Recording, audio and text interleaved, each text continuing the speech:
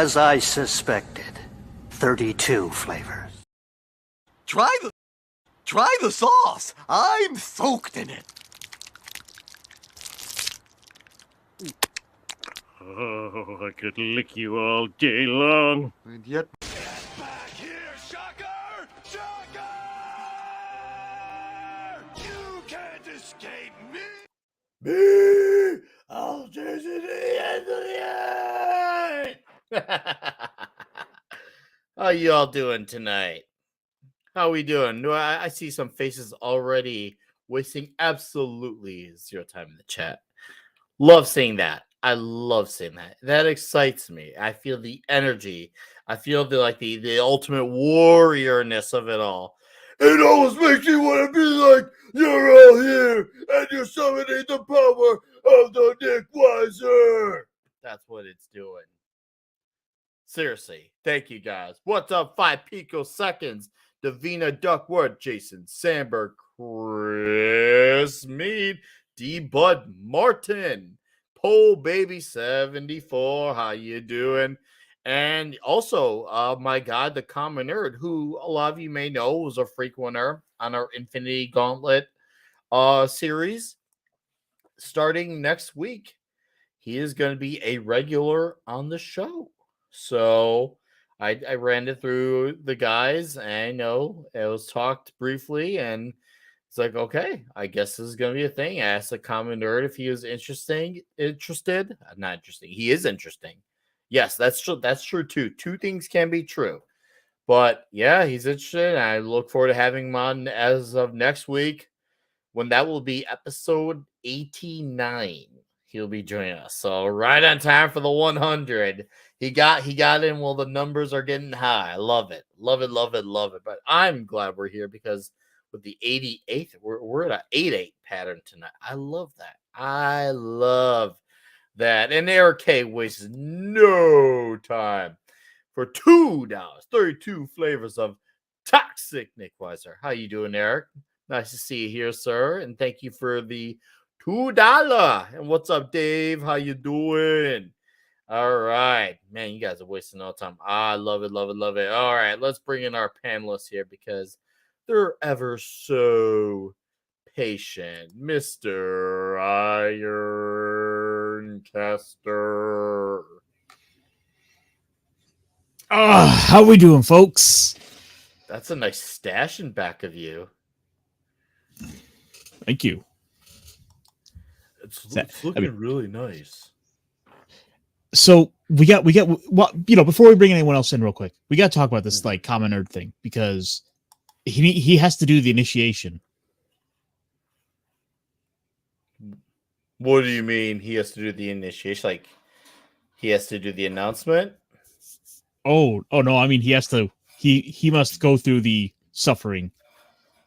He has to compliment. Yes. No, we definitely got to break him in, and there'll be alcohol for that. He has to compliment Captain Marvel. Oh. Oh. Wow.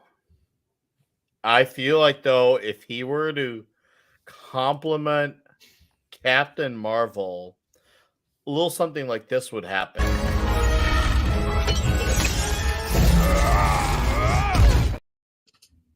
That will never, ever, ever, ever, ever get old. We have viewed that clip between here, my occasional solo show, and Toxic Tuesday in the hundreds.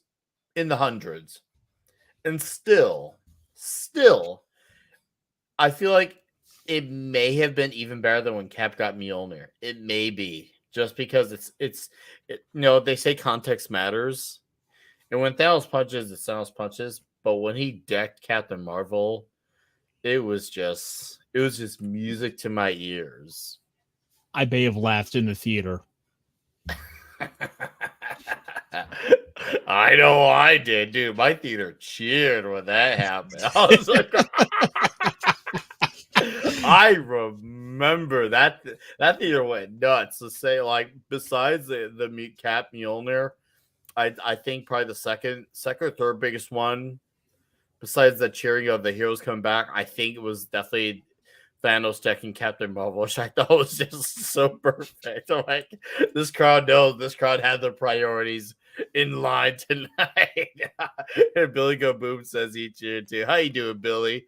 I see you there. It's Stuart Mitchell, Casey, Charlie Chads, and the mighty Diesel. How you doing, Diesel? All right, well, Kessler, thank you for being here. Always a pleasure to have you. Tonight's gonna be a nice, fun, easygoing night. We haven't had one of these in a while. I almost forgot what it was like. It was a little weird not having like a ton of, not having like about a half dozen issues to like read for homework or. I'm like, I can read what I want. What do I want to read? No, dude, this is what we need, and I think tonight is gonna be a nice, good, solid, fun night. And for the chat, we're gonna be talking basically what we've been reading, talking about what we got coming up, of course. Also, maybe what might be making pique our interest, and of course, I'm gonna show you a few things that I scored recently. A few things, so because things, the haul. So we're gonna have fun tonight, nice, and also maybe the panel could everyone in the chat too. If you guys want to tell us what you've been reading, old or new, you can do that too. If you got questions, it's just gonna be an all around just super easy going type of night tonight. And to make that even easier, how you doing, Masquerade? Let's bring in our guy, Clobbering Times. Nothing but clobbering times. Shocker!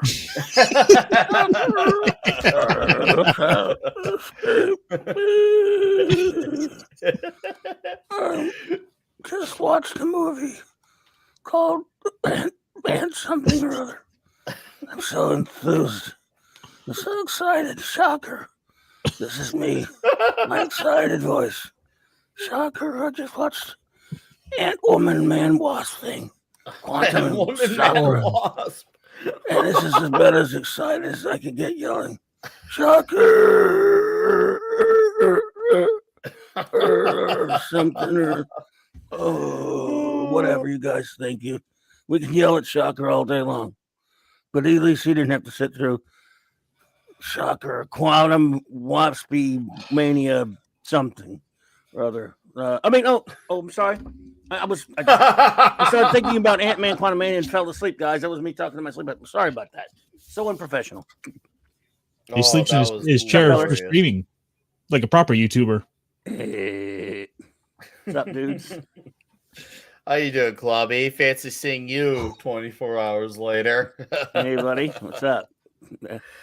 Yes, sir. Well, we're gonna cleanse ourselves from this week's events of said movie, and tell the chat about more good things because that's our job here. More good things. And that's what's going to make tonight fun. So, and I'm looking forward to seeing what questions chat might have, and I'm just looking forward to seeing what's the chat reading, and I'm looking forward to hearing what you're reading, what Pablo, Caster.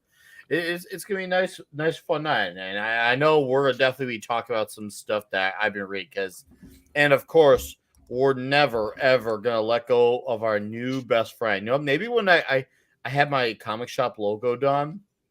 Maybe Shocker should be in it. Maybe he should be in it somehow. I don't know how I can make it make sense, but come on. Get back here, Shocker! Shocker! Shocker! You can't defeat me! I'll chase you to the ends of the earth! I'll chase you to the ends of the earth.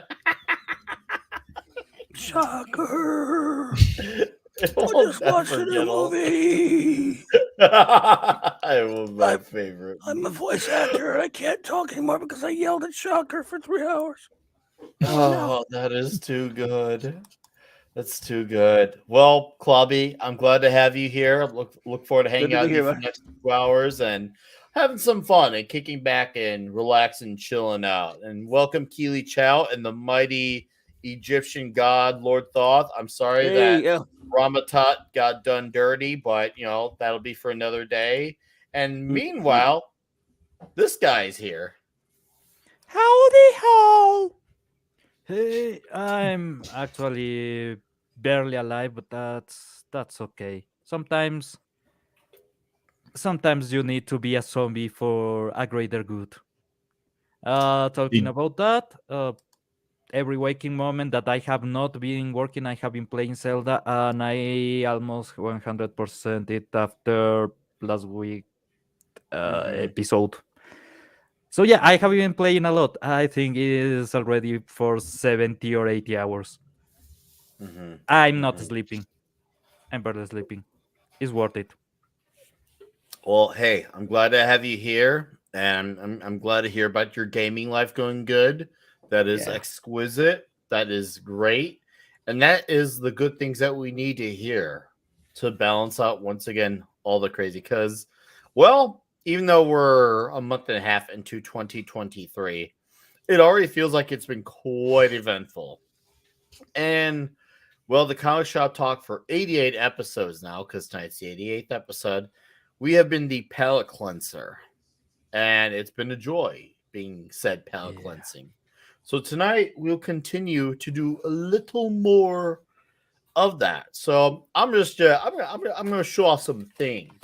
Show off some things. Okay. We'll show off some things. As people are still getting here. What's up, Agent Zero? But all right, so I don't know. So I know not everyone here has Twitter, but for all of you, I know that you are aware that Mr. Razorfist did a book a year and a half ago titled The Long Moonlight, first book in his Night Vale series, and he has recently put out a follow-up titled Death Mask. And with Death Mask, this one's a little bit more of like a like the other one was like almost like a steampunk noir. This one feels like more fantasy based. And 4 or 5 chapters in, it's very intense. Lots of knives, lots of really crazy words I had to look in a dictionary to figure out what they mean. And there's a little bit more art this time around too. And I'm going to show off said art because, well, why not? Why not show off the goods? Ooh, Dude. Yeah. that looks like a fit. I gotta look at the art more so I can discern the styles because it was him and another guy that did the art in the book. So obviously it's still mostly a chapter, but it's like 150 pages long. But there is a lot of cool, dude. Oh, dude. I love that he's unapologetic on the things that he loves. One of Oh, I those know, things right? is Thief. Right? You can see the similarities, but from the cover of his last book, it was basically the cover of Thief Deadly Shadow. So the guy loves it, and he And look does at the everything with cover. that aesthetic. Look at that. I love Yeah, the cover. I like this cover. And yeah. of I'm course, there's his signature right there too. Really, you could totally tell it's like, yeah, that's totally Razorfist's signature. But yeah, no, I'm really digging so far. Like I said, it's a really intense book. It's only 150 pages. Oh, hey, I went blurry. It's only 150 pages, but damn, dude, it's wild. This book it's intense. Like it's fun, dude. It's a little fun, and there's a lot of like making deals with crazy dudes and getting the job done type of thing. But yeah, you definitely this is definitely something you definitely gotta have a little bit of some book smarts with this one. But I'll tell you what, though, it's worth it. It's absolutely worth it so far. So I would say, yeah, get a hold of it if you can. So okay, so way back in the 90s, I'm gonna bring it back down here. Way back in the 90s, there was a line of Ninja Turtles figures, and this line of figures, if you remember them, they were the ones. Maybe someone in the chat will remember. If you do, my hat's off to you where they came with like a pizza box attached to their chest, and you put the pizza disc in back of them, and they shut up pizzas. And Oh. Playmates did the Dude. right thing, heard my cries, and they reissued No. them. I got the receipt in my hand. Oh shit! I gotta see this. I'm gonna take it out, but I want to show you, dude. Dude. That's Look at that glorious. cheese on the side of his teeth. Yeah. Yeah. Launch real floating pizza pick disc. Pizza pie disc. Yeah, dude. Pizza-tacular, dude. Tossing Mike. Pizza tossing Mike. So I was really, really happy to score this one. Look, they still got the cards there too. I love seeing the card there. Yeah, dude, imagine how much I freaked when I saw that this was available for a reissue line. I'm like, are you kidding me? I obviously I have to have this. There's no way. And of course, they got the other characters too. But so far, I don't know if I'll get the others, but I can at least say I got one of these. And well, it's kind of cool to say I got one of these because this was one of my favorite lines when I was a kid. Like I was going all in on said pizza tossing guys. So I'm like, dude, I finally got one of these again. So you want to talk about full circle to like have or like, damn, I don't even care it's not the original version. I'm just happy to have one look that was close to what I had then. I do feel like though, if I had to point out to my memory, I think this one's tiny bit bigger on this one. I do feel like the figure is a bit bigger. So maybe that's just I don't know if that's just my memory or just, but it feels like this figure is a tad bigger. But regardless, I'm very happy. It's fucking mine. That's perfect because like you got bigger hands now, and now you have a bigger toy. The thing's here. I'm just saying, I'm Hey, very thing? happy. No, man, I love that. Very, very happy. So no, I like me some toys and chat in a few weeks you will see me finally. I know a lot of you here were here for it, but when you guys were super chatting about that Spider-Man hot toy, I'm gonna get it in a few weeks. So you're gonna all see it happen. I'm gonna do a 100% payment on it. No payment plan. It's just gonna be the whole entire thing up front. And the Green Goblin will be coming in a few months. So there will be Nick a buys his separate toys all at once, like a man. Yep, that will be a separate video, maybe live stream. I don't know which one I'll do for that one, video live stream, but I'm just letting you all know it's gonna happen. It's gonna be a thing. Get excited because I've never unboxed a hot toy, so I'm usually good at unboxing toys and make it look all cool and professional, but this could be a new war for me. This is like foreign language. So I'm like, what do I do? What do I do, bro? I do not know. So I'm just gonna have to figure this one out. But I think we're gonna get by, man. I think we're gonna get by. We're gonna be all right with this one. Hey, Be Diesel. all right. Hey, D-Bud, Oh chat, yes, our everybody. guy Diesel. Yeah, we also had Sci-Fi for Me TV. What's up, Jason? Phantom Outsider, Tim Hayes. Oh, hey, look, Ben Grimm dropped by. How Chris, you doing, the Ben? thing's here. Hey. Yeah. Hey, say hi to Alicia for me. All right. Yeah. This is getting out of control. There's two of them. What's up, Vince Womack? Vince says, I thought no. Vince, things changed. Things change. I'll explain it later. I'll message you later. All right. I'll tell you. But we're here. The show is here. And how you doing, Michelle and O'Rourke? Nice to see you here. So yes. Hey. Anyways, what's up, Clubby? No, say hello. Oh, okay. I want to talk about a very specific comic book. So back, I'd say probably around a few months after you and I started getting to know each other, Clubby. Obviously, you're doing a Thursday afternoon show at the time titled The Global Geek Gang.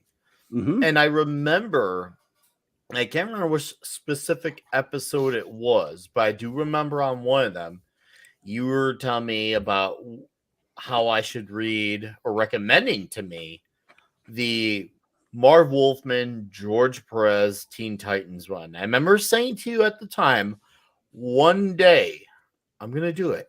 One day.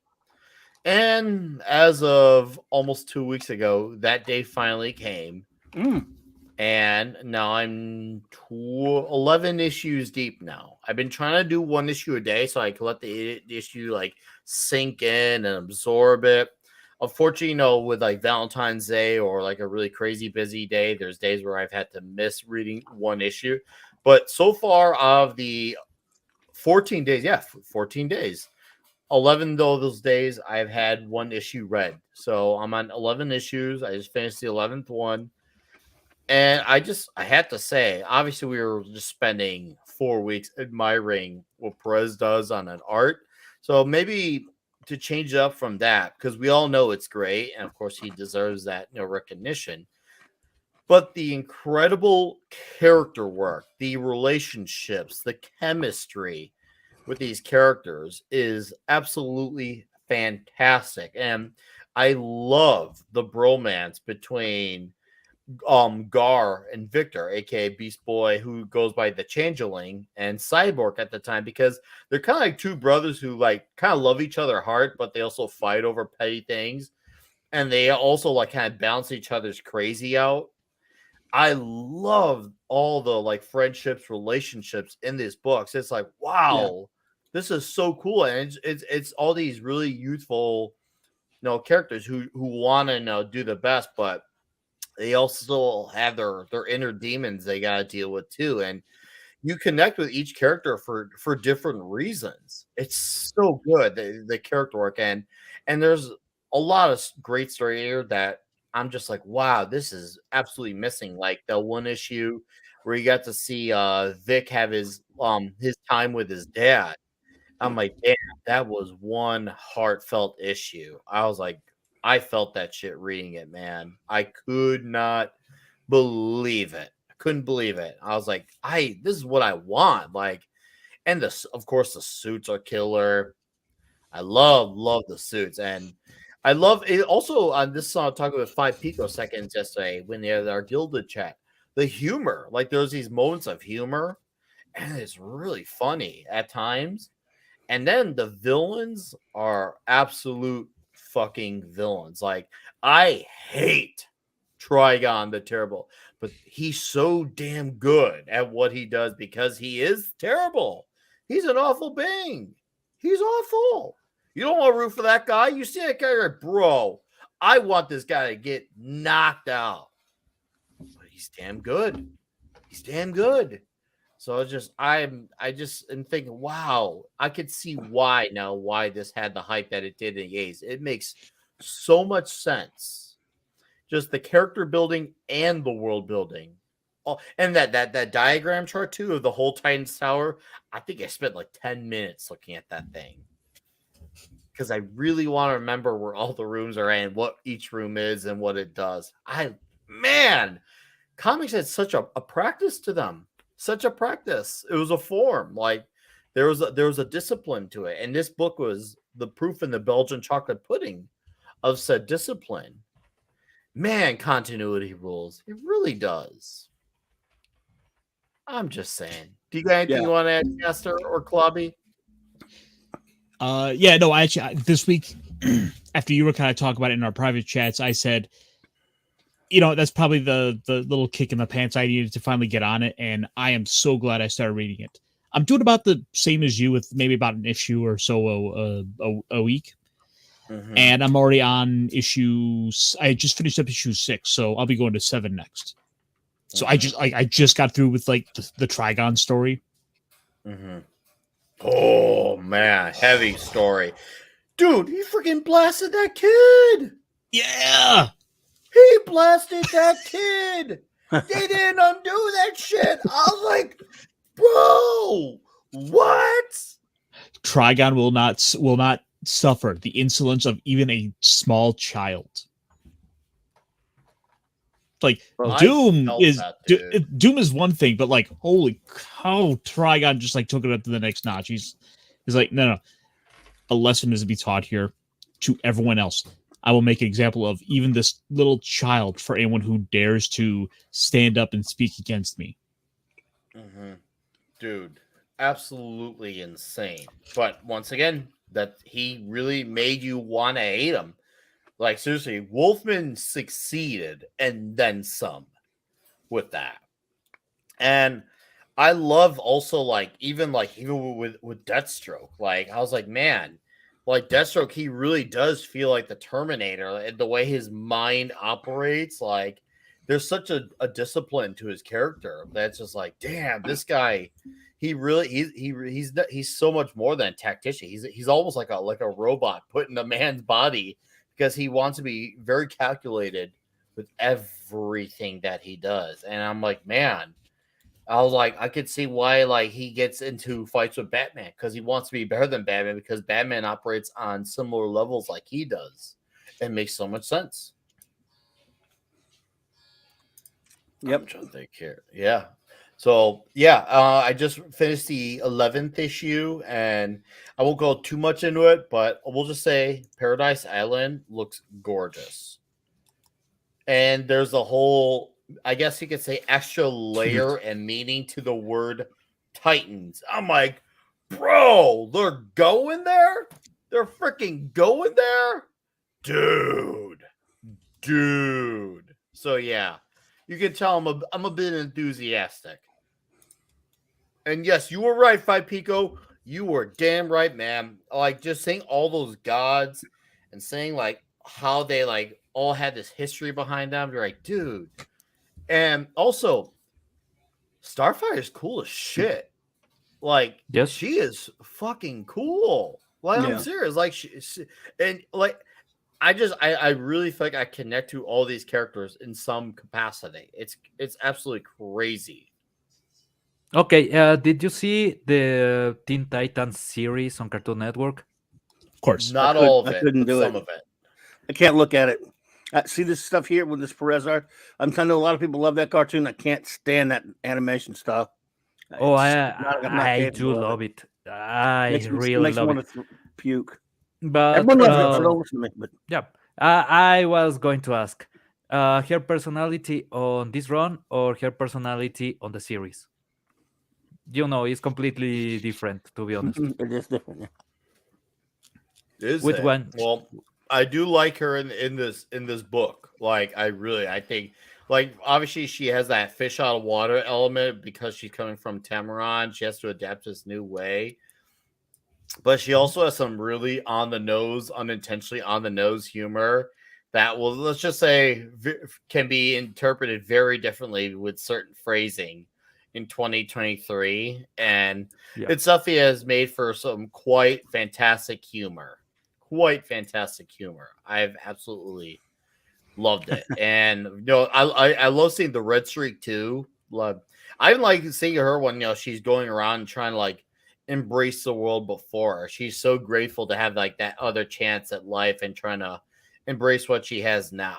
I thought that was really damn cool. And how you doing, Father Miller? Hey. Nice to see you here in Dragon Master. Waller Miller, what's up? And Tim Long Hayes, time no see. that must be it, Tim. He said he was asking me about that animation style that I was bitching about. Says it's too cute for you, Clobber times. That must be it. It must be too cute. Yeah, the style itself was different enough from the sort of I'm just kidding. Justice League style that they had, where basically every male figure always had that same big kind of square-chested upper body style. I'm just kidding with my buddy Tim there. I just don't like that whole style to it. They look like monkeys to me. Interesting. I can actually see that. It's called the Teen Monkeys. That's 18 him. monkeys. I can actually see where you're coming from with that. I can actually see that. I mean, that's Well, a I see, funny thing. there was going to be a series that before that they had talked about. They worked on or proposed a series that was going to look more like the regular comic book art, not like that style, and just never got off the ground, unfortunately, which makes me sad. So I'd love to have seen that. What I loved about that series is that actually got me really into some things on the DC universe that I would have never touched. So it was just for my age. I was, this was early 2000s, right? So I Yeah. was 12, 13, something like that. So is the right? Yeah, a lot of people loved it, buddy. I'm just being an old curmudgeon about it. I wanted it to look the way I wanted it to look, man. It was very popular, and that's cool, man. Yeah, but from there, I jumped to a lot of crazy stuff. So it's, let's say, it's a getaway, is a gateway to real DC is soft DC. I will call it like that. Is really soft DC. Is something childish, fun enough. It, unless you count the terror arc, is not that heavy. The stories are rather enjoyable, just comical, and that's that. But after that, if you actually try to look for the characters, you get crazy stuff. And they tried to do the Trigon arc. They did it really well. Yeah, So they did do there's it. some, I know they did yeah. it. And I didn't see it. So and after that, they tried a serious version of the Trigon arc with the Teen Titans movie, animated movie that was really good. Really? Huh. Yeah, there's that arc is just Trigon waking up and Raven having to seal him in the jewel that she was in the head, right? So is just that part of the arc with some modifications to accommodate for the movies that were a bit, I think is 2010 and 2015, around that time that movie came out. And so obviously there was a lot to just set up for the rest of the uh, DVD movies, but they did it really well. The animation is really good. The voice acting is interesting enough. I will say that there's a couple of voices that I don't really believe, but Okay. are really interesting. And Trigon is stupid good. I will say that the fight with Trigon is really crazy good. So if you can track that movie, I will try to remember the exact name, but it was Yeah, Teen Titans. please. Yeah. No, please do that. So, okay, I was going to bring up some more stuff in the comics, but Phantom Outsider question, and I will say, yes, I did read this. Thank you to Mr. Klobby for sending that my way for me to read it, because I did read it, because originally I didn't. So Klobby filled in the gap for me. Thank you, sir. Klobby gets the Oh, you found it? honor of Okay, cool. you. I did read it. But I was like, you know what? He sent it my Cool. way. I might as well get on Now it. you're And how you complete. doing, Abigor? What's up, man? And we had Jason Sandberg here for $5. How you doing, Jason? Says the Titans were the perfect comic book team. Can tell any kind of story, magic, sci-fi, street crime. It all worked. Boom, dude, right here. Now you could do any type of action. So you can Right. have a drama story. You can have a day in the life of story. You can have like a personal story, like of them dealing with their inner demons. It really was, I use the term one size fits all a lot, but this book you really could fit all sizes with this one, because it really could do that. This book is just, this thing was an anomaly of a comic book. And I'm like, I can't even imagine what it had to have been like to be in 1980 and waiting on a monthly basis. Like, I wish I could. It's not that I don't want to imagine it. It's just I want to see what that feeling had to be like to go to the shop and be like, oh, hey, what's going on with Simon here? The Ravager. Right. Oh, hey, what's going on with Raven's crazy family? She's dealt with a lot of hell, no pun intended, growing up in her life. Like, it's just, and once again, fully fleshed out characters. And I'm thinking, and this is just, once again, this is just the 11 issues that I've been reading. I'm like, damn, this is good. And Raven is absolutely great. It was Like, the talk of the I shop love back it. then. Yeah. Oh, It was the talk. I can only imagine this. So, like, Oh, God, was yeah, I it couldn't something wait. that blew up right away, Klobby, or did it take some time to catch on? How did this go It at the time? didn't take long because again, it's Really? it's a visual medium. I mean, when you put a guy like George Perez on the covers, I knew what they were doing with that. It was it took. I mean, I don't know. I remember I bought DC Comics Presents and I saw that. I saw it in that first thing we were just talking about, the with the insert there. So that had me. I said Perez doing it. Wow, because before that, Teen Titans had been around many years and it got canceled just a few years before it. I picked up the book sporadically, and I liked it because I like the characters and stuff. But I bought it once in a while. I remember the last time I bought it was with the character of Harlequin. They called her the Joker's daughter, and she turned out to be she was actually Harvey Dent's daughter, but she was pretending to be the Joker's daughter. It was weird. Don't get me started. Yeah. But I remember when I picked this up, I said, well, I'll get that. And then when the first issue came out, I was like, wow, Perez art. Even then, I was excited. So it just, I don't know. It just seemed like everybody was picking it up. Like every time I would talk to, you've been getting New Teen Titans? And this was right before I started working at the first comic shop. So they helped to start. No, I didn't own that one yet. You conspiracy theorist, you. It was the one I started. I owned one later. And it just... Don't you know, Clubby opened the very first comic shop. Then no, Jennifer Lawrence opened the comic shop and gave it to city. Klobby. In my city. No. See, he opened the shop, and then Klobby was already there working behind the counter. He just kind of got willed into being. Sure, I'll take it. Whatever. By the way, I found the movie. I actually found the trailer. If you want to watch it, Okay, is yes, send it my way in the private chat. I can share it. Really?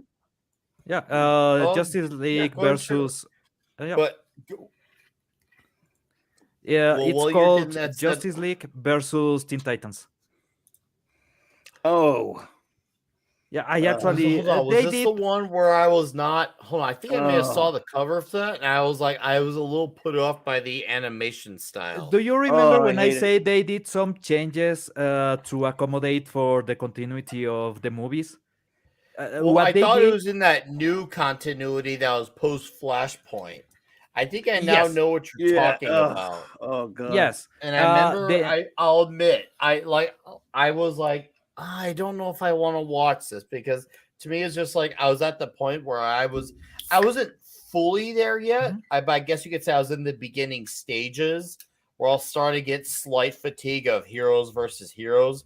And maybe that's how it's misleading. There was more to it, obviously, because I never knew anything about the Titans. But I was just like, I don't know if I want to have more heroes versus heroes, but maybe I'll give it a shot. I will tell you, I enjoyed the hell out of it, and I saw the movie thinking it will be shit because they did a change that I really don't like. The Robin here is Damian Wayne.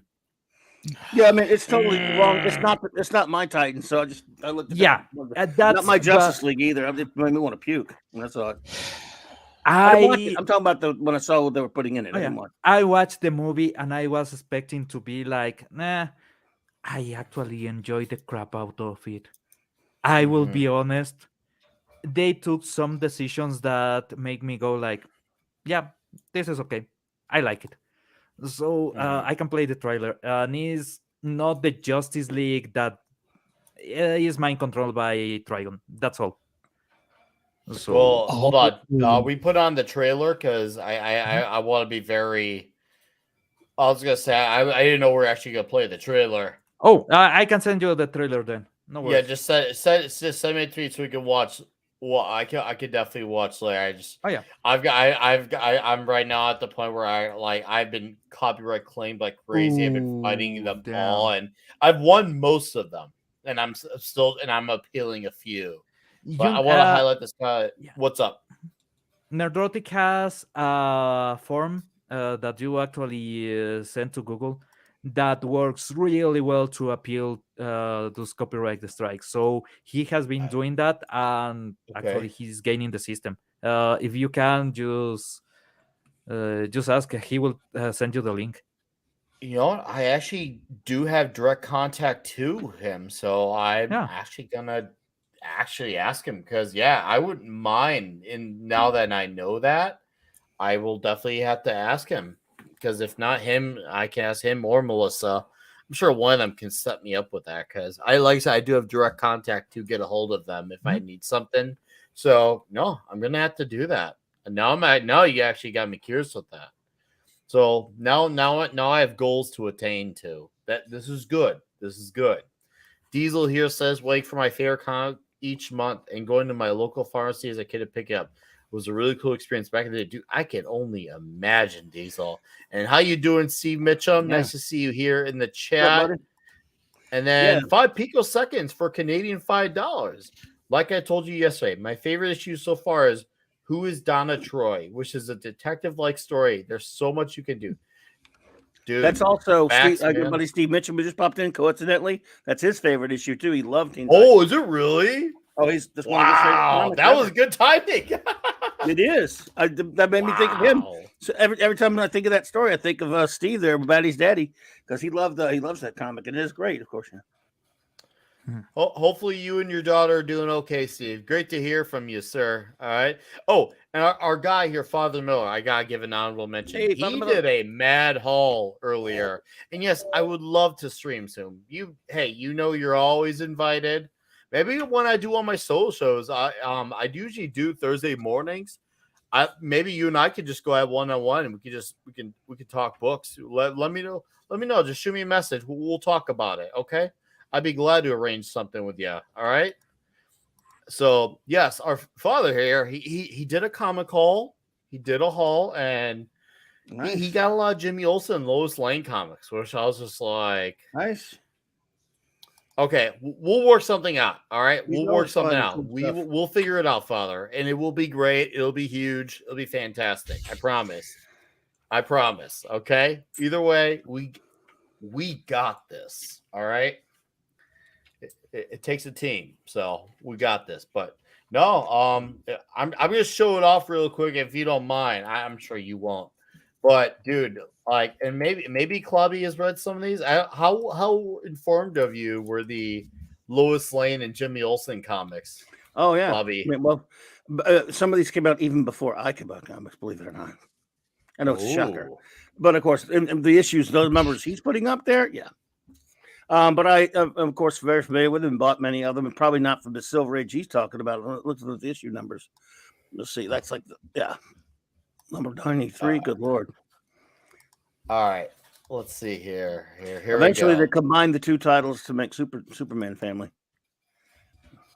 So Father Miller here, look at that impressive haul of comics. Oh, my. Let's see if I have any of these. He did not mess around. He went in there and was Oh. ready to conquer. Look at what he did. Some of them are not before my time, but they're old. Dude, that's a treasure trove.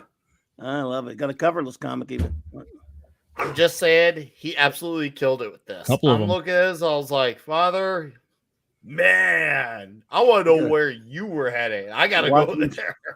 It's got a He may Watchmen have spent trade a penny paperback. or two on some of this. Just Where'd you saying. get the Second and Charles or something? He's got a Watchmen trade Oh. paperback in there. Oh, I'm sure There's he's Watchmen made trade. Alan Moore happy for that one. Tell me with the Watchmen one, that's a half price books because I know that sticker. Yeah, exactly what I'm saying. I know that one, and I will say I have found some good comics at half price in my time. So I have Yeah. been very fortunate with finds of because back in the day when I was like irresponsible high schooler, if I didn't have money, I would sell off things to go get money. And I remember one of the things I sold off, I had the original DVD box set of the Indiana Jones trilogy. Well, a few months ago, I found one in the shrink wrap unopened at half price books. Obviously, I had to reclaim it. I'm like, okay, you're coming back to Dad. We're coming back. We're reuniting 15 years later. I'm like, I was just I'm like, I back. can't believe it. I was like, what are the odds? Like, I get it twice in 15 years in shrink wrap. I couldn't believe it. So, yeah, pretty exciting. Just saying. Five Pico asked, what is the Jimmy Olsen comic even about? Maybe Claudia could answer that question. Well, it was called Superman's pal Jimmy Olsen. Back, into the 40s and into the 50s, Superman, of course, his popularity was I'm sure you're not surprised how extraordinary it was. So good that his minor cast members could have their own comics. So Jimmy did, and Lois did for a while. It was called Superman's pal Jimmy Olsen. The other one's Superman's girlfriend, Lois Lane, and they ran throughout from the mid 50s or so up into the early 70s, and had quite a few issues until eventually when they got so quote unquote canceled, they actually combined the two numberings of the and spun it off into a book called Superman Family. So it was just about their adventures on their own that were just that huge, that were that popular. And there's wow, Look at that. something. Yeah. Look at that cover. That cracked me up. Yeah. Hold on. I want to read that. That's Jimmy, one of the best what kind of covers. pal Yeah. are you? How can you laugh at this heartbreaking movie? Don't ask questions. Just keep falling, Superman. Every teardrop is precious. Oh man, this is so dumb. Oh, what adventures in Yes. journalism? No, just yeah, I guess it was journalism stuff. Basically the same stuff. They had their own little. They would go out and get into trouble, and usually Superman would still have to save them, but not always. I love the subtitle featuring Oh. Superman's saddest day. Although, when Jack Kirby left Marvel Comics in 1970 to go to DC Comics, his first book was Jimmy Olsen. He took over. Yep. He wanted their least selling title, and that was pretty much it. And he took over it and introduced his fourth world in there. So, Yep. but yeah, it was just basically solo adventures of the characters. Although Superman, they weren't dumb. They would always put Superman on the cover somewhere, something like that, to sell it. Mhm. And normally Superman will be a dick in a lot of them because In a lot of them on yeah, the covers, but on the cover. is those covers are legendary because of Oh, that. those- Because Superman just being an absolute dick. That was a cover, a website. I don't know if it's still up there called Yeah. superdickory.com. Have you ever seen Yeah. that one? We saw it once in the show live, and it went woke. Oh yeah, when we did that on GGG, yeah. But oh man, the covers are the thing that I actually know. I'll be honest, I have read a few issues, but not enough to actually have an opinion. Mostly But the covers. the covers Mostly are the just, covers, dude. yeah. Holy cover right here. Mm. What is going on? It's like Jimmy Olsen became every member of the Doom Patrol. Superman, an unknown enemy, has materialized these former identities of mine. Is we now said- working on a ghastly change on me. Save me. He's had other identities, like he was of course Elastic Lad when he was with the Legion, and then he's been Turtle, whatever was for the Turtle, what the hell, Turtle something or other, I can't remember what it was now. And Giant Porcupine Turtle Kid, Man? yeah, just he was a giant turtle thingy once, yeah. And so Jimmy Olsen's been it all. They used to call him Mr. Action for some reason, but he's always just getting into trouble, and Superman has to get him out of it. Let's just be honest. But Jimmy, yeah, back when he was a ginger. Yep. Back when Jimmy was Ginger hashtag Olsen. save gingers. Lord Yeah. Goth, if you're out there, we hear you, and we're still advocating for the cause of the gingers. Yeah, good old Jimmy. Yeah. Yep, Superman's pal. Just watching everything. What if Jimmy Olsen was ginger? Ooh.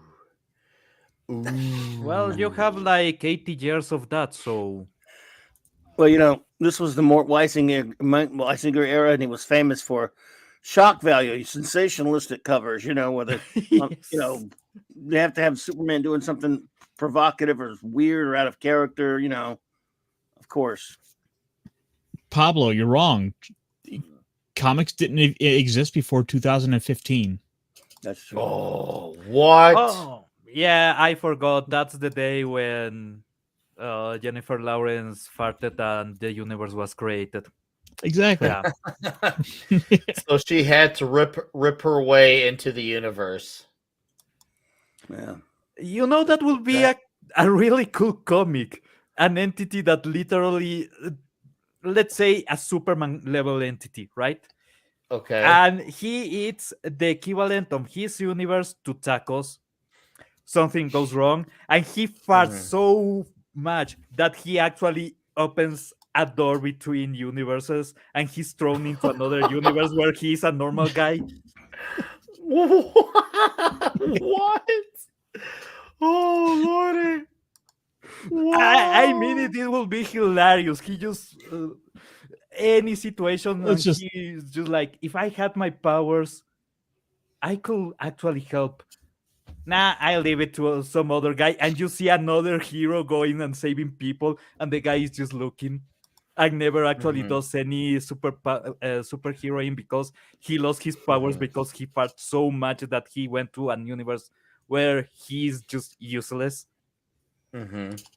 So I will just make it a gag comic of the guy seeing superheroes being cool and going like, I will have done that, or I will have used that that letter to save the guy, but Anyway, it's not my job.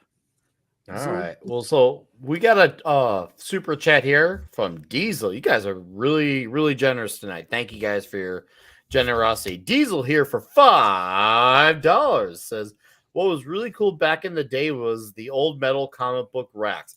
They used to have them in pharmacies and other places. Spinners. I miss those. And you know what, Diesel? Not only do I obviously agree because I was able to at least experience that for the few years that I bought them before they got taken out, like the 7-Elevens of the world. Well, let's just put it this way. I did my tax returns recently, and let's just say there's some money there. And one of my goals is for my setup here, I'm gonna add a spinner rack. I'm gonna add a Nice. spinner rack. Nice. Oh, it's gonna happen. It's gonna come. Bet. Anyways, thank you for the $5. That's like the ultimate Diesel. nerd. That's like the ultimate nerd, like dick on the table is, I got a spinner rack. okay, I have seen three kind of really, really heavy showing off that are really cool to me. One is having the spinner rack. The other is having mannequins with your cosplays and actually really cool cosplays. For example, on Star Wars, there's guys that are 3 times, 4 times fatter than I am. So guys are really heavy, and they will purchase a costume just to fit on the mannequin, to have it on the house, just being cool. And I have done several costumes just for that, and actually I love that. It's a really cool bragging right. You see that? Yeah, that's my Obi-Wan Kenobi. It could be, you know, in the 501, but I cannot wear it. But I bought it. That's cool. Somehow I think that's really cool. And the other one is you have a set-top box with every single console on your collection. And I mean, you have from the Nintendo to the PlayStation 5. And every single console is connected to the TV through a thingy that actually makes every signal make sense. And you have all the consoles set up on your TV and illuminated and everything. I'm like, that guy has class. It's just that guy knows how to live cool. It's not good living, but it's cool living, man. Yeah, I'd like to have like a mannequin of like my Obi-Wan costume. Dude, I will do that. I will. The other day, I went to see Dead Man on and the Wasp, and the only thing cool that I saw that day, I'm sorry. I went to the toy store. They had the 1-to-1 scale Darth Vader helmet. It's $250, so I will not buy it. I will never wear it because it's too big for my head. I'm not a mountain, but it's Pablo, so cool. you have to. 1-to-1. You need to justify your stupid purchases by streaming. Here, let me show you. What's up, Pod Racing Palpatine? Nice to see you. And Razy Fingers. Hey. How you doing, Razy Fingers? Well, Caster is getting his saying. I'm going to acknowledge a few of the books. The chat has been talking about reading. The Common Nerd says he's been reading Warhammer 40K novels. Mr. Steve Mitchum says he's been Jimmy Olsen, Robin, and Bucky. I've never liked characters that are tacked on so that youngers would identify them. Never did.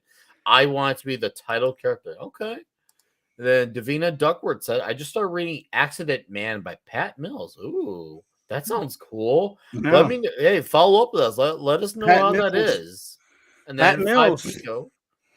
Wow, that's martial law. I'm actually not 2000 AD familiar comics. with it. He's I'm a not British. familiar with it. He's a British writer. Wrote a lot of 2000 AD stuff and other things, Okay. and martial law. Okay. No, that's hey. So he sounds like he's obviously he's definitely noteworthy. He's different. Yeah, I mean, absolutely. Yeah, he's different. So 5 Pico here, Elric, and hoping to get the next volume of Blade and of a Blade of the Immortal in the next like 2 days, and I'm gonna blow through it. Dude, I know you're a cruiser, man. So I'm looking forward to hearing how those are. Billy Go Boom says he's been reading the James Bond novel. Nice. Yeah. I like hearing that. That's killer to hear. Cool. Pod Racing Palpatine says he's been reading the original run of Tomb Raider comics. You know, I knew about that. I never read it. I remember when it came out because I remember playing the original PS1 game and absolutely loving the old school Lara Croft games. Fantastic stuff. So that's cool to hear. And Good Vince books. Womack says, just finished Punisher number 3 of 86. Have the Thanos quest open. Haven't started the Teen Titans yet. Ooh. Duke, let us know on the Gilded your progress on all of the above, sir. All of the above. What you got, Caster? You look like you want to say something. No, It's actually really hard to breathe in Just this. Yes, it is really difficult to talk. I have wore a Darth Vader costume a whole event because I was there to promote some shit. God damn, I was sweating so hard. I could not see anything because the visor just gets really foggy. But every single time somebody took a photo with me, I will make a face because I knew that behind the mask nobody will see it, and I have the most silly faces in every single photo. Nobody will ever know. You know, I used to do some work as a mascot for a while, and I would do the exact same thing. Like I would have this big old like pinata sized hat on, and was like, they're like, "Oh, you want to take pictures of this?" I'm like, "Yeah, sure." Me mom's, Yes. It's actually funny doing that because it's harmless. Nobody will ever. well, I would say it's harmless, but no, the kids beat me up. Oh, That's not harmless. No. You know what? Okay, I was with the guys of the Star Wars Fan Club Quito. We were on a convention center, and in one of the rooms of the convention center was a wedding. We crashed the wedding on Star Wars cosplays. The groom and the bride have a photograph fighting with lightsabers because of us. It was just really cool. We were like, is this a wedding? Yeah. Well, we are getting in, and they just let us, even give us booze, so it was fun. Was it though? It was really fun. No, okay. Was it what? Was it okay? Okay, no, that's good, dude. That's looking good. Raise your finger. Say you start reading the Mephiston 40K books. Is that what kind of book is that? Do you know what kind of book that is, Caster? That's a Warhammer, isn't it? Well, so it's a Warhammer. Okay. I think so. 40K, right? It did say 40K. I just wasn't sure if that was the 40K. Not sure which was kind that is. Exclusive. My son loves those. Warhammer. He loves He's Warhammer okay. books, but he loves the Caiaphas Cain books. If anyone knows those, he loves them. He's of the Blood Legion or the Blood Angels. I will be honest. I really, my knowledge of 40K is it's like I play the odd video game or two, and like I like the Necrons because they're robot skeletons with an Egyptian theme, so they're kind of like all these cool, all these cool things just kind of mashed together. Yeah, they are Stargate zombies, basically. Yes. Yeah, it's really cool. But I don't really. I have played a couple of times because friends have the miniatures and like, yeah, you're playing. Okay, but it's not like Magic. On Magic the Gathering, once I gave a random deck to a guy that has never played, and he won. He won against 5 really seasoned players with really heavy decks, and he just randomly won. That's something that on 40K will never happen because it's too steep, the curve. You actually need to know what you are doing. So yeah, I'm not good at that. Well, I mean, because it is a different mentality altogether. It's a war game, and then there's all these like fine rules about about movement, and if you're doing any of the stuff like Space Hulk, there's the point captures, and it gets really like you get as much out of it as you put into it ultimately. Oh, and unfortunately, to get into it, it's going to be like about $150 minimum.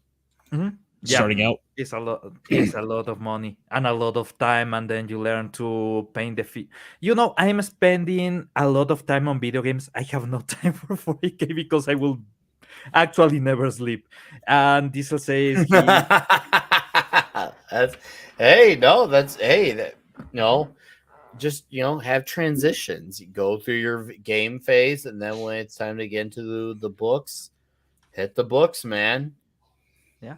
Long Diesel periods of says time. that he has been reading the Bible and he's going to comics next. Before you go back to comics, there's a manga. Is Jesus and Buddha traveling the world? That Traveling the actually exists. world. Yeah, it's just Jesus and Buddha on modern times having fun, going to coffee stores on Paris and seeing shit on Egypt. It's just that. It's a chill anime about Jesus and Buddha enjoying life in modern world. Wow. Oh, this dude is Imagine that. badass. Just chilling and enjoying each other's company. I forgot to mention this one, so I'm gonna mention real quick. D-Bud, comics I'm currently reading are the Viz reprints of the Fist of the North Star manga. I remember those Viz reprints from the 80s or 90s, was it, D-Bud? And he got out of comics way back then. That's why he's gonna be joining us from when we talk the Rocketeer. Nice. Are we doing the Holy movie cow. or the Led comic? Zeppelins. Oh, Comic? there's even an The anime. comics. Nice. Dude, there's even an anime, and you wanna see how chill they are?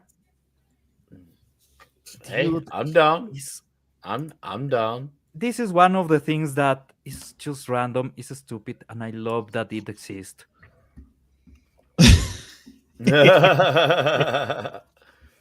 Oh man. What? Whoa. This is Look why at I the love facial Japan. hair. Look at that facial hair. I love it. I like the style of it. Yeah, everything is so crazy. Dude, I love the beard or the pointy goatee. I don't know why Japan does things like this, but this is one of the chillest, really crazy good things that have come out of anime and manga. I will recommend it to hell and back. It's just enjoyable. Ooh. Okay. Jason here as a comment says IDW is a new Rocketeer one-shot anthology coming May. 3 new short stories and a graphic novel. I need to know I'm gonna be that guy and say I need to know who are the personnel involved with that, because IDW did have some stuff put out a few years ago with some people who I've actually spoken fondly of before, and they kind of bait and switched Rocketeer. So maybe this will actually be something good, and it'll be actual Rocketeer. So I'm be curious Dave Stevens, on the who. Yeah, I was gonna say the Dave Stevens stuff is where it's at, because I did try giving that IDW stuff a chance and it didn't work. But hey, I'm willing to be open to something if it's genuinely good. So I guess I'll look into the creative teams for said stuff. I just want to share this. Okay. Calm down, Jesus. Oh, Jason's here, says he's on a Doug Mensch kick. Wow, guy did a Moon Knight run. Reread Aztec Ace and picked up both runs of 6 from Sirius. Wow. Yeah, that could. I mean, if you're on a Doug Minch kick, that's a lot of comics. That man was prolific. Did a lot of stuff. Obviously, you mentioned Moon Knight. He did a lot of other stuff. Thank you, too. Jason. I'll look forward to look at that. I never heard of Aztec Ace before, but ooh, I like what I'm finding. Interesting comic. Yeah, I remember that.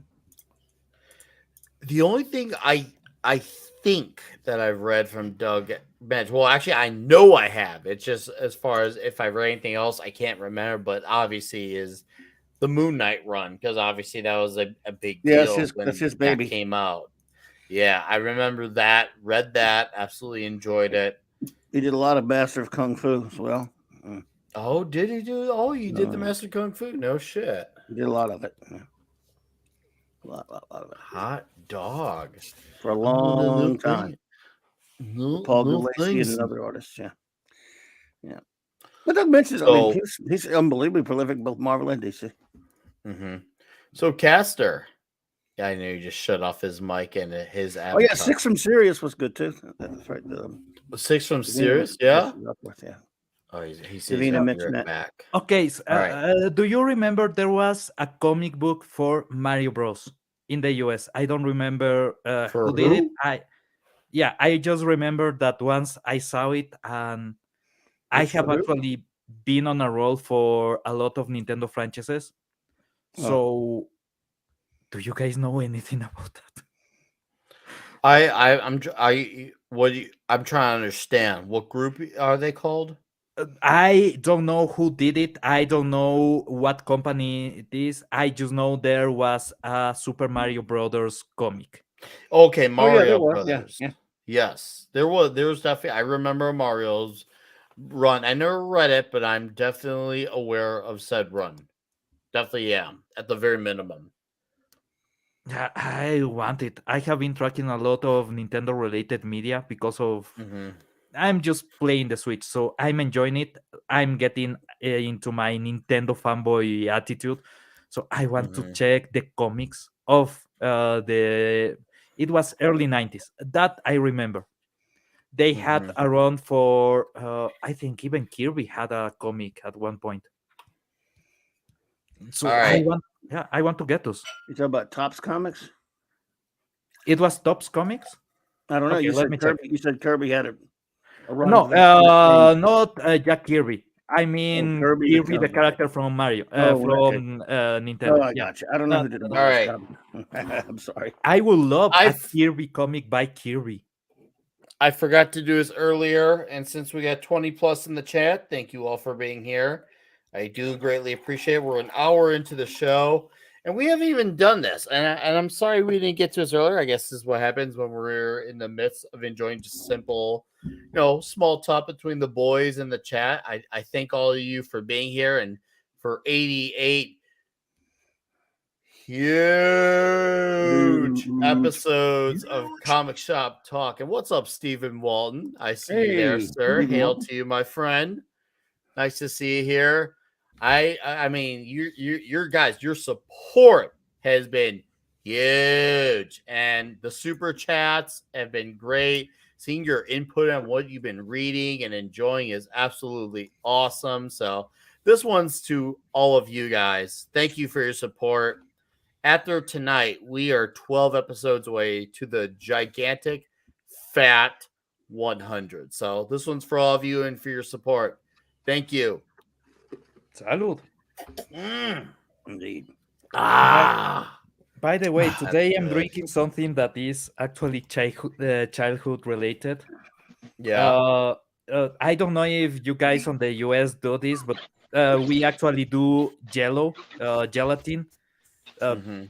grape flavored, lemon flavored, whatever, just in water, in a bit of hot water, so it actually dissolves, and then you make it on fresh water, on cold water, and it becomes a thick drink. It's Jello not Jello. shots. It's not Jello. It's not completely Jello. It's more liquidy, but it still have a texture. It's really good. Is there alcohol in it? No, these people do for kids' birthday parties, and Oh. I had some Jello on a package. I went like, I want to drink that, so I made it, and I'm enjoying it. That sounds delish. You're making me want that. Sometimes it really do be like that. It I want some really, Jell-O. really, really do. Dude, I love Jello. Always room for Jello's the Jell-O. shit. Yeah. So, Ah, all right. crap, I missed the Anyways, thing. how's it going, Fenrir? Andy. Hey guys. Ah, Hey. man, I missed the Okay? whole thing. What'd you Right. miss? Doing okay? You didn't miss anything. Yeah, it's all Are good. you It's in the just bathroom?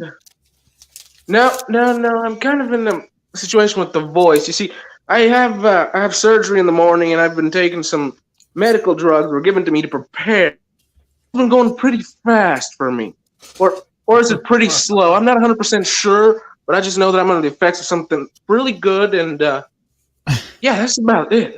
That's about I'm it. really glad for you. I must- Dude, I was gonna say, Thanks. like, that. Hey, Thanks. Fenrir, Nice. I'm just glad to see you here, man. I mean, I'm just glad that you're here. We're an hour into the show, and it's good to have your company here, man. All right, so best of luck with the surgery in the morning. You're gonna do great. It's gonna be Yeah, amazing, and yeah, you're gonna yeah, come yeah, on the yeah. other side of it, and it's gonna be absolutely huge. But we got an Ironcaster here who I was meaning to ask a question to, and then he took off. So now that he's here, I want to ask him. So I'm gonna pop the question to Ironcaster. What have you been reading that you can talk about and recommend besides Teen Titans to our chat? Well, I have 2 books I was reading this week. Ooh, okay. The first I'm one I think listening. will be a bit shorter. And here, let me bust out the camera here. Ooh, here we go. Caster taking the camera. All right. So one of the little companies that I didn't really know about until recently, but I've been finding a lot of enjoyment for is a company called Opus Comics, which likes to deal with a lot of music based off of like music. Oh, okay.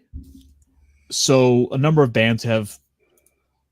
Sorry, as I kind of load my stuff up here. No, dude, you're good, man. Take your time. We're good here, So man. they like I said, they've done a number of books, and one of the books I just kind of picked, and one of the books I kind of picked up by chance was called Hammerfall. Ooh, all right, we're Nice. highlighting you right now. I Look love at the that art. cover. As I said, it's based on a lot of music, so inspired by the Nice. band. Dude, that actually makes a lot of sense. There's a similarity in the look and the feel, and especially in the logo. I could definitely see that. Holy Right off the- savagery! Smokes. That's some sweet stuff. Look at the Like- deer's detail. I was Damn. gonna say, is the deer the alpha in this situation? Because that deer looks like it's out to like kill me. Damn right. It Oh, looks like it's possessed. Yeah, it is zombie deer. grisly. It's bloody, disgusting. Mhm. I've been on a bit of a fantasy kick lately, and so like this was something I had picked up on a whim a while back. That I figured, what the heck, I should probably go ahead and get into this. And literally, this is the first page, and we're just already getting like bloody, disgusting deers. Mhm. We should also point out, just to better highlight some of the cast and the work on these, something I feel like I need to do better. Written by Ian Edgington. Maybe. Edgington. Art is by Kevin West. Colors by Carlos Cabrera. Nice. Lettering by Jacob Basquiel. Baskel, maybe. I was gonna say Baskel? Baskel. Yeah. Yeah. I'm just I can't thinking talk Edgington, it's gonna be an edgelord. With that name. See Lexi Leon, RG. Like, wow, they have all the craziest names on this book. Yep. I don't think there are any L's left. It's all about the L's, Okay, and not there's the something. losses. There's something that really cracks me up when I actually meet a person that his name and last name start with the same letter. So I'm like, you're a comic guy. You are actually a comic book character. I'm a comic book character, but that's another story. Yep. Anyway, it's ultimately about an undead paladin who's going to like purify the land of evil. Mm-hmm. Okay. Let's kind of flip through here a little bit. We get a little bit of that Ooh, bloody, look at the disgusting. action. I love it. Tell us about this a little. So, what's the deal here? So, can try to at least try to understand? So, I know obviously I'm going to assume that there's a few guys in our chat who know some of this, since some of you guys comment on the Gilded about it. He was this king who was brought back from the dead, betrayed by a friend, and is now roaming the lands to rid them of this evil taint. It's So basically Revenge it's just Tale. like it's like quite it's very simple for that. We get all kinds of grisly violence. Mm-hmm. Hey, is that a bear? That is in fact a bear. I'm just kind of flipping through here a little bit, not wanting to show off everything, but let me find definitely at do least not do everything. one more. Let me show off one more money shot, just to My taint is evil from Razy Ugh. Fingers. like. You... Honestly, like I love the art in this. Mm-hmm. And it's like, look at this guy. He kind of remind me of Eddie from Iron Maiden, Yes. just with like the posing. Mm-hmm. I can see where you give with the Eddie. Eddie and his poses, man. Eddie loves to say, "Hey, look at what I'm doing now, bro." And I'm just like, Eddie, you've been doing this for 17 or so albums. How do you always find new poses? And you know, Eddie's just a very posable type of guy. He's just that type of guy. And I think we could thank the great Derek Riggs for doing that for many years for Eddie. And then one of the other nice things they also put in here is cover galleries, which hey, I don't think that is fair game to show off. Yeah, no, by all means, show off the covers, taints and all. I had to. We gotta Good timing. have just like the trend of the action figure cover. Mm-hmm. Hey, that's for real, or is that just promotion? Oh no, that's just the like cover B.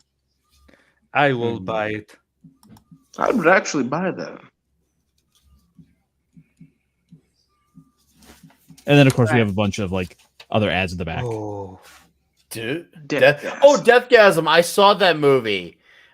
That was okay. So for anyone who doesn't know, that was based off I don't know if it was a movie made for Netflix or if it was like released on the indie market, but there was a movie on it, and I discovered it when I had Netflix because I don't have it. I haven't had it for a while now, but when I did, Deathgasm was this movie of this guy who kind of looks like that guy and a girl who's the absolute opposite.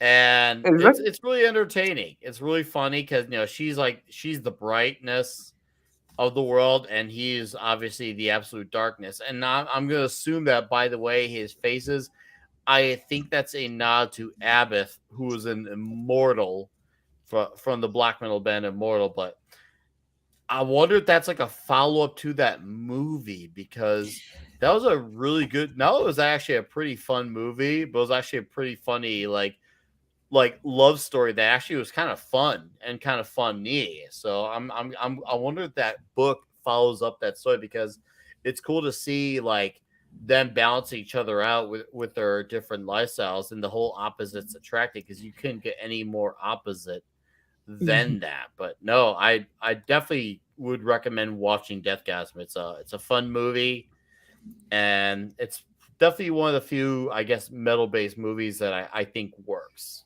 Well, I have Is that good news for you, Krampus Nick. with an electric guitar? We'll get there. At the bottom here, it does point out all new adventures from the writer / director of the cult horror comedy film. So yes, this is in fact a comic sequel. Oh, wow. Krampus with a guitar. And yes, That's we have all kinds terrifying. of other books that are advertising. All right.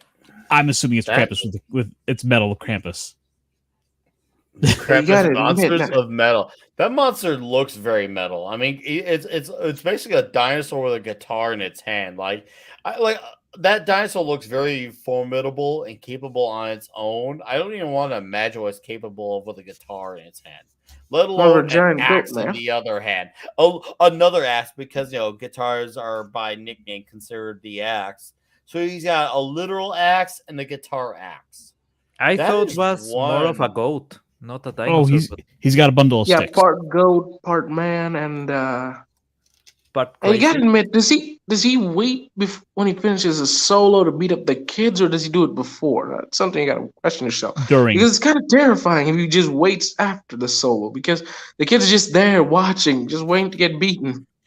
He just needs to watch to cast solo. I'd be terrified. Bill and Ted's Holiday Special, excellent. Party on, dude. No way. And that's what you could expect from Opus Comics. Yeah, we just a bunch of like neat stuff here. Also, the one other little note with their books, most of these music inspired comics are all $6.66 each. Of course, gotta do the Iron Maiden's number, the number of the beast, as Iron Maiden once spoke of. Oh, we got some Frank Frazetta here, some Death Dealer to know about. Okay, I've got all the individual issues of this book. It was from most of them are probably on my backlog, but the ones I did get to, it is more of that grisly, badass warrior that Frazetta made famous. And of course, this is one I definitely want to check out just because it's more Frazetta. Look at that cut. These are really cool covers. I like these Frazetta covers. Yeah, obviously the man still got it. I mean, he's definitely not lost it one bit talent wise because it freaking shows. Well, he's not with us. He's been gone a long time. Yeah. Oh, well, that explains a lot. It really does. They're licensing out like the art and then doing comics around those just based on the painting. His daughter and granddaughter are both interesting artists, and of course, have keep his legacy alive and going quite nicely. Good. Check out Frazetta's Girls. It's nice to know that the kids actually, respect their dad's legacy. Yes, sir. Imagine that in 2023, respecting the father's legacy. That is like, it's unparalleled. Indeed. It's like finding the real Holy Grail. I do actually agree with that, Fender. It does feel like it's finding the Holy Grail. All right, so my guy, Release McCracken, who sent me a wonderful Guar Blu-ray. Thank you, Release for McCracken, for sending me a Guar Blu-ray. He took a clip here of Nick Weiser's King of the Alpha Males. So I figure, why not acknowledge his work and show it off. That I drink whole milk for breakfast. Keep crying, betas. I'm keep crying, betas. I drink bull milk.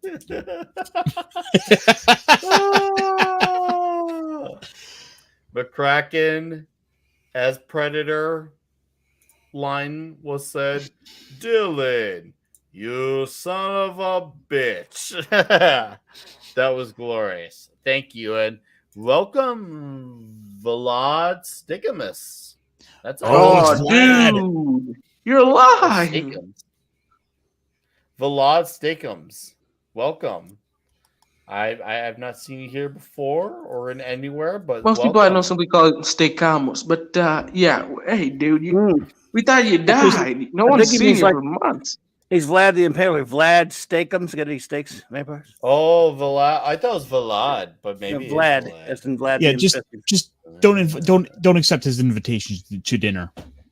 Okay. No. No steak here, Vlad. All right. Sorry, bro. It's not personal, but just saying. That's all. But okay. So obviously Hammerfall has been your go-to. Absolutely cool to hear. This is a new book on the racks. Okay. And I think the next issue should be out either end of this month or next month. It's not on a monthly release schedule, so this one you gotta wait a little bit on. And then by chance, I didn't realize that it was a band at first. That thing got me to go turn around and check the band out. So I was playing Hammerfall while I was reading Hammerfall. Nice. It's a fair call. Nice. It fits. I love so that. Well. It goes full circle. Hold on a second. All right. Okay. So Fenrir, Hey, what's Yep. up, Release? You may have just missed it, but we did show off the clip. And thank you, sir, for making that. That was wonderful to see. I do appreciate you showing off the funny things in the world for us to laugh at. So thank you, McCracken. Thanks for the Guar Blu-ray, by the way. Absolutely appreciated. Enjoyed watching it, and another great thing to add to the collection. I wish I gotta remind you all.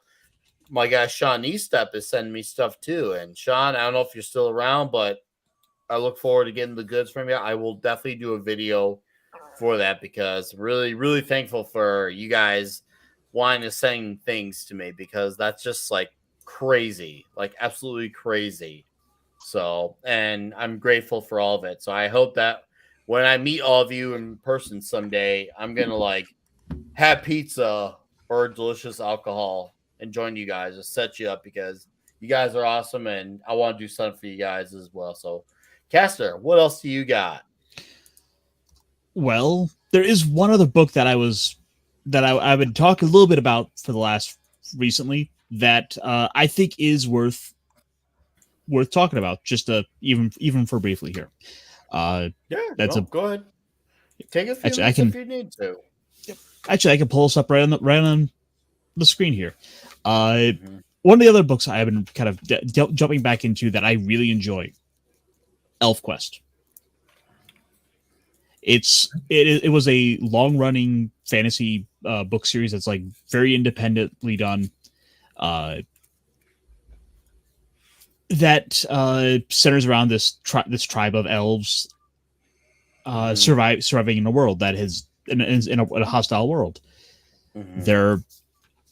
Their home was burned down. They've been cast out into the wilderness, and so it becomes ultimately about how does this tribe of elves survive out in the world when you have the humans that are see them as demons to be slain. It ran for about 40 years and has been really influential. It showed up in X-Men a lot as getting little nods at references. That was in fact how I wound up checking it out because I will always see like, oh, Kitty Pryde is wearing a shirt that says ElfQuest. I'm like, yes, what's this I book? remember that. And one of the best things I can point out to people is that you can actually go read it right on their website for free. That's awesome. Nice. And the art is beautiful. That's really cool. This is very popular. Like I said, it was right around the time when comic shops were starting to get bigger in the late 70s and into all throughout the 80s. It was one of the most award-winning and most popular comics going at that point. Sold a lot of them. Man, gotta love the detail on that. I like the aesthetic a lot, man. Elf Woman was fully drawn by a woman and co-written by her. And welcome Pop Culture Public, and seems like he's another ElfQuest fan as well. A lot of people were. Oh, it's huge, man. Wendy Pini, of course, was lovely. I was telling Ironcaster before this, she cosplayed Red Sonja at the San Diego Comic-Con in the 70s for Frank Thorne, the artist Frank Thorne, who drew the comic, and he pulled up. He checked. We were talking about. The first thing you pull up on Google when you put her name in there, or one of the first things other than ElfQuest is that, right, Caster? Actually, it was the first thing that popped up even before ElfQuest. Wendy Pini, nice lady. You know, Richard was all right too. She was a good artist. Did you say her name is Wendy Pini? Yep. Yes. Pini. Oh, okay. There you go. Female, all my female customers bought it as well. D-Bud. Huge. Some of them would come there just to buy that. Wow. Okay. I can see why. Yeah. Like I said, I've been on a fantasy kick lately, and I think this is probably one of the more popular fantasy comics that's been around. I mean, would I be wrong to say that, Clobby? Oh no, it dominated like late 70s and all throughout the 80s. It was gigantic.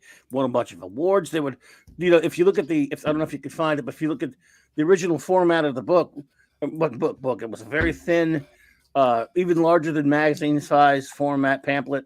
It was black and white, and then they would come out with the color albums, the compilations They weren't. I guess they were considered to be trade paperbacks. Even they were a little oversized, and some people would wait for those. Some wanted the original issues, and some wanted both. Most of them wanted both. They loved the color compilated books, and they were again throughout the '80s. They were considering that they were not one of the big companies until later. Marvel through their Epic line had started reprinting it. But even before that, they were huge through comic shops, of course. And then I think they've had some mass distribution elsewhere. Marvel started reprinting it for their Epic line, like I said. No, gigantic. It was, and I'm glad it lasted so long. Hot dog. I like it.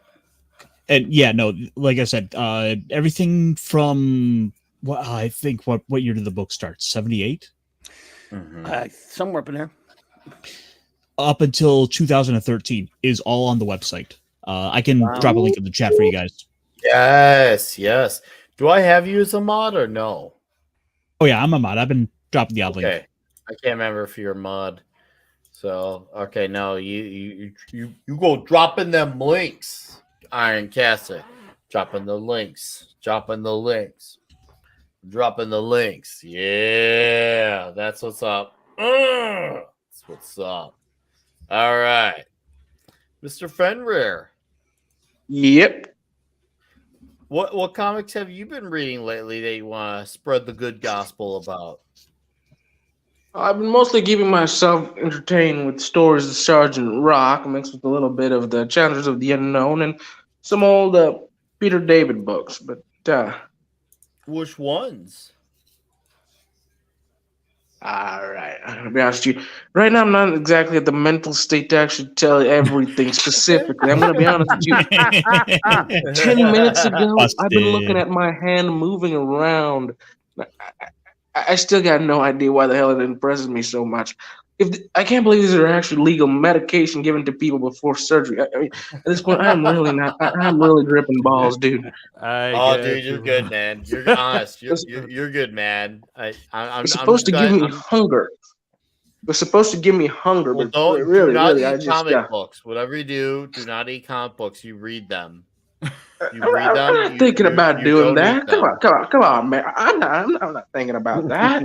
He needs the fiber. So yes, chat. Here you go. Obviously, looks like Vlad Steakums knows about Sergeant Rock, and right here, here's a. I can remember. I did specifically. Nice. I remember I read a DC Comics Presents special between Superman and Sergeant Rock. It was the story where Supes traveled back in time and had interaction with Sergeant Rock and his company back in the war. Cool. I remember pretty fun. Very well. I like it. Ooh, I like that cover. Look, this Joe Kubert covers. Oh God, yeah, Joe Kubert covers for Sergeant Rock are the best. What's up, TZ? How you doing, brother? Nice to see you here. Thank you for dropping by, my friend. Great. Exactly, that's the one. That. There you go. Yes. Ooh, I like that cover too. Ross Andrew cover. Oh, Ross, pretty cool stuff. Ross again also did the Challengers of the Unknown, so I think they deserve a place up there, particularly the Kirby covers. Because I'm mainly concentrating on the Kirby eras. Nice. With Ross Andrew, it's interesting because he's so talented, and he's not exactly underrated, but he definitely deserves more hype. He's like in like this rare between stage. Well, yeah, I mean, I love this fighting. Man, I love his stuff. Like he's like especially for like Spider-Man. He's one of the first designs that comes to mind when I think of a good drawn Spider-Man. Ross Andrew for me is one of the ones. Besides like Steve Ditko or even John Romita, like I really enjoy his Spider-Man. I really enjoy Ross Andrew's Spider-Man, and I feel like it should get more recognition than it gets. Nice. Well, there's a Ross piece. There's a Ross piece. This is a different Ross right here. Ross Pearsall from his Super Team Family site. And coincidentally, same name as Ross Andrew. He took that Ross Andrew cover from that DC Comics Presents. And then he made his little own. He made it with Sergeant Rock teaming up with the Human Torch. Because we did a whole Global Geek Gang channel, and I've had this guy on my show. He's got that blog, Super Team Family blog, where he does just the crazy team ups that can't happen between Marvel, DC, and all this other stuff. And for years, he's made these covers. Ross is a cool dude, and I always love these covers. Okay. Yeah. Man, I gotta make a sandwich. I Hey, go get a sandwich, man. That's part of when you're on the drugs that you got the munchies and you get a sandwich. I don't think that's a good idea. You went through an intervention. You should not be eating anything solid. Don't get a sandwich. Chicken Before soup. surgery. Yeah. Chicken soup. That will be actually really nice. You gotta get Midwest medicine or Verner's. Okay. And All welcome right. to the show. I have not crossed paths with this. Hey, Vlad! Man, is that really you, or am I just kind of having a moment here? No, he's here. Mhm. Hey, what's going on, everybody? Thanks for having me on. I appreciate it.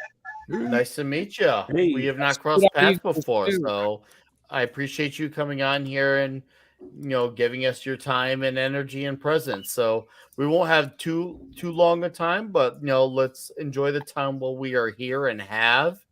Apparently you got some stuff you've been interested in. Talk about what you've been reading, and maybe, well, you should have the floor with that. Oh, thanks. I appreciate it. Well, number one, thanks for having me on. I appreciate it. It's nice to see. I have a stream as well, but I tend to be a little bit more on the pessimistic, negative side, bitching about stuff Okay. that's going on. But yeah, Fenrir. I am Knockbrezel over on Twitter, the bat, because I got suspended permanently under Vlad Steakums. So Oh, I'm still there. I'm just under that name. But yeah, I've been reading mostly old stuff in comics. Well, Way I've to been do trying to keep your memory alive, Way to dude. be. Maybe one day you can return. mhm. Who Little knows? Vampirella. I've got a bunch of the volumes of Vampirella that I've already like burned through. But you guys seeing the Sergeant Rock has made me want to go back, and because I haven't read a lot of Sergeant Rock, but I've read a lot of Blackhawk. Cool. Which I Okay. got into because of my father collected Blackhawk when he was a kid. And that kind of inspired me to pick it up because I like World War II and especially like World War II aircraft and stuff like that. So that was just a natural for me to get into. The 70s, 80s run, or it was a Chaikin cover, unfortunately. Yeah, the late 80s run actually. After Yeah. Chaikin did that That 3-issue was before prestige, late 80s. Yeah. yeah, that prestige format 3-issue Boy, I series. hated that. God, I hated that thing he did. Yeah, Chaikin one. So that was when you started with, or what? Yeah, that's the one I started. I love Howard Chaikin, so I love his artwork. I love his storytelling. A buddy of mine worked for him back then. He did all of his background works on those books of this 80s stuff in the 90s. Oh, really? Yeah, Richard Ory. Oh, nice. He had a kind of a bunch of people to help him with his art. I started with that, and then I started picking up the series that directly followed that. I'm trying to remember who the writer artist on it was. I don't know. I wasn't picking that one up. I remember I did buy in the 70s for a while with Dan Spiegel, some of the earlier the series but I never I don't think I bought anything after the Prestige one. Was there a series after that? Yes, I didn't there buy that was. one. Gotcha. I didn't get that one. I think the guy that wrote it actually, I want to say he just passed away fairly recently. Mhm. Clint Dilley knew him and had worked with him on some of the Transformers, some of the G.I. Joe. He came on as a writer, and then he also wrote an episode or two of Batman the Animated Series. Ooh. Nice. His name will come to me. And speaking of Dan Spiegel, I'm Mhm. looking right at it right now on my shelf. I have the graphic novel, the prestige version of it that he drew for Arachnophobia Wow. back in the 90s. They did that back when any movie could get a comic book adaptation, and he did the adaptation for Arachnophobia, which was fun. A buddy of mine was obsessed with Dan Wow. Spiegel's Nemesis run, the backup in Brave and the Bold in the 70s. Spiegel was interesting artist. Wow. And if anybody likes Sergeant Rock, I'm a huge Marvel fanboy, or not Marvel. Hasbro. Sergeant Rock is Yeah. DC. If you're thinking DC Sergeant Rock ish. is Marvel, then I think you're thinking about Nick Fury and the Commandos. No. Oh, You shit. didn't let me. He knows. You didn't let me finish. So I'm a big Oh, Hasbro. sorry, dude. Again, under the effect here. No, Not it's exactly the best okay. listener. No, it's okay. The fact that I can even communicate with you guys any way possible is actually pretty great. Hasbro, when they were trying to reinvigorate GI Joe in the mid '90s, trying to bring it back, their first thing that they did was they did a retro line that went back to World War II called Sergeant Savage, and that was kind of like it was like a cross between Sergeant Rock, which is blatantly who Sergeant Savage was, but then they mixed it up with Captain America, where the Nazis got a hold of him as a prisoner, and they did medical experiments on him, and then he woke up in modern day, like with Captain America, like having super strength and stuff, and they ended up having him fight alongside GI Joe. It was pretty neat. Cool. Nice. I did not know about that. Me neither. Ooh, look at that cover. It was designed. They brought in because they wanted to really wanted it to hit home, so they brought in Joe Kubert to do all the character designs and work on the storytelling. The king, one of the kings, one of the greats, one of the giants, Joe Kubert.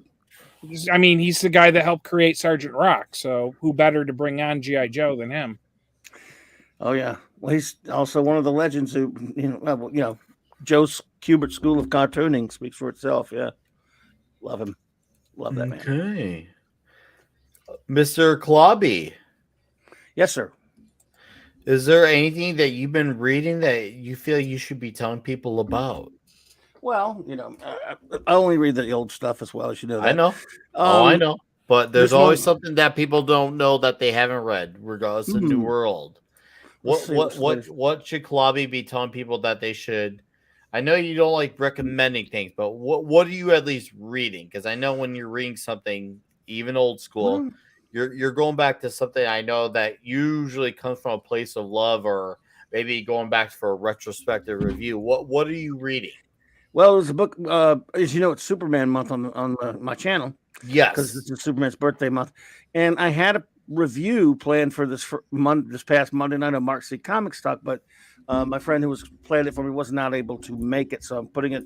I postponed it, but it is a review of Alan Moore, David Gibbons' masterpiece, Superman Annual number 11 for the man who has everything, and that is what. So I guess since that's one I'm planning to review, so I guess I don't know. I guess I'll go with that one. If you're a Superman fan, you want to read possibly it's certainly one of his all-time greatest stories.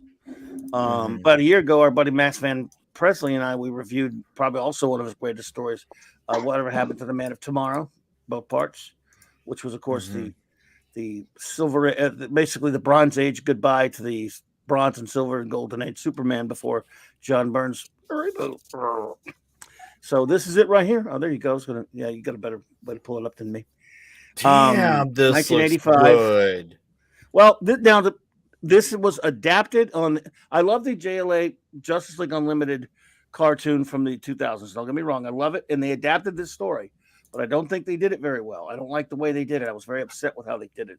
I'll never forget how this thing hit me when I bought it the day it came out, like in 1985, I believe it was, and Man, I it gotta just buy that one. blew me away. This is one of the greatest Superman stories ever.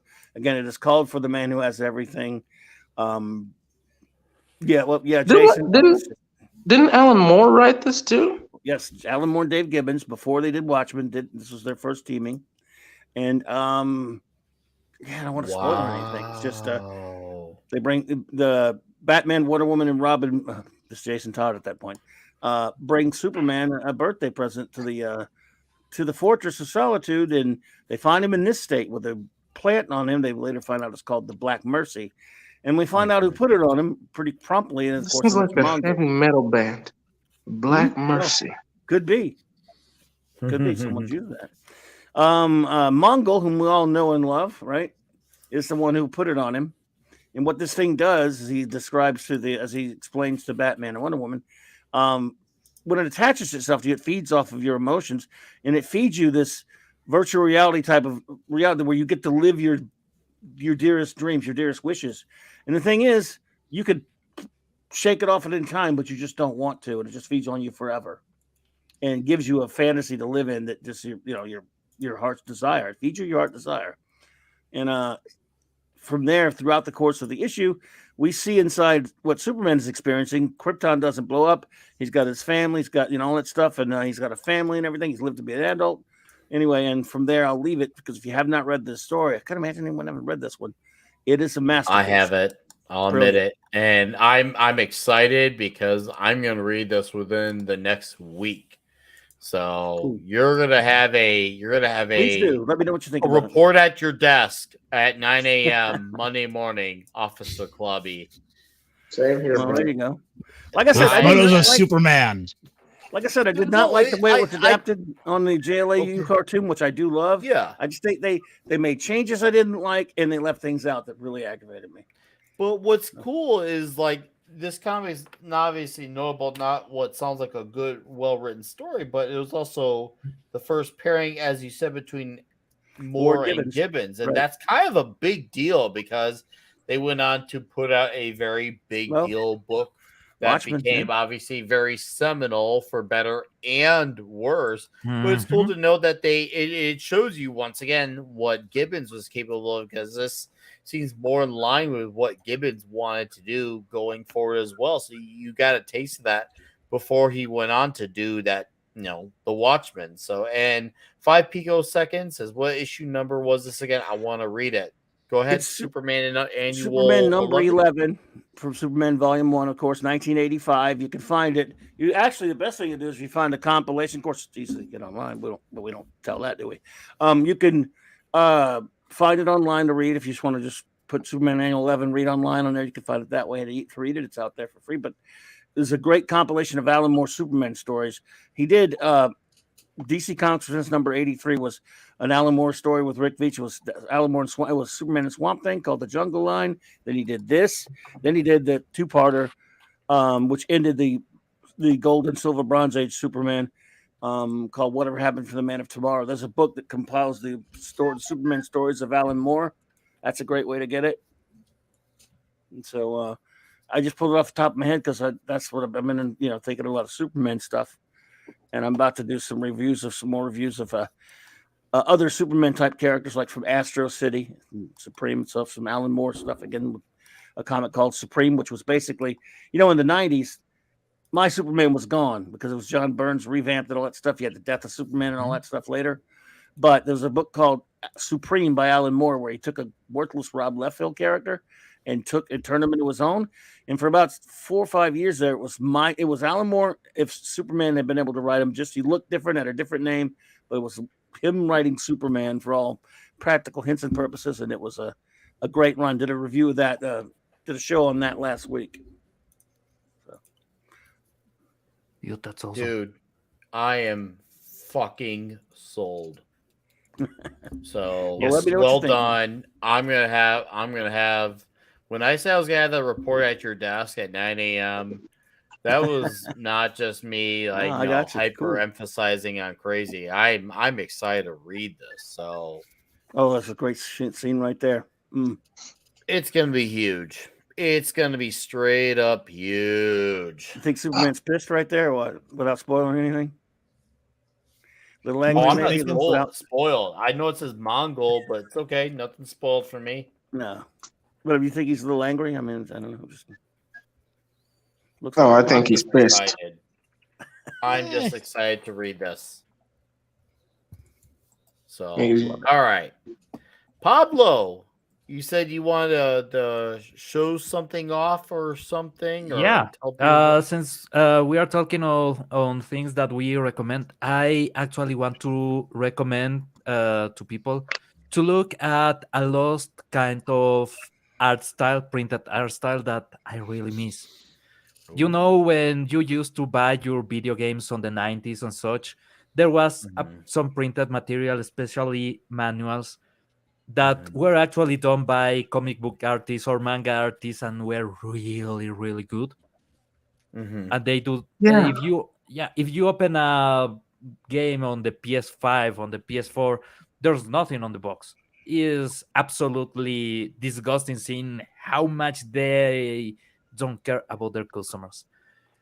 Something happened recently that actually this is really tied with comics because there was a point where people actually sold the manuals as comics. They sold them on comic stores because it will be loose. You will have, I don't know, 20 manuals because why not? You sell them. And that's how my best friend got some of the manuals.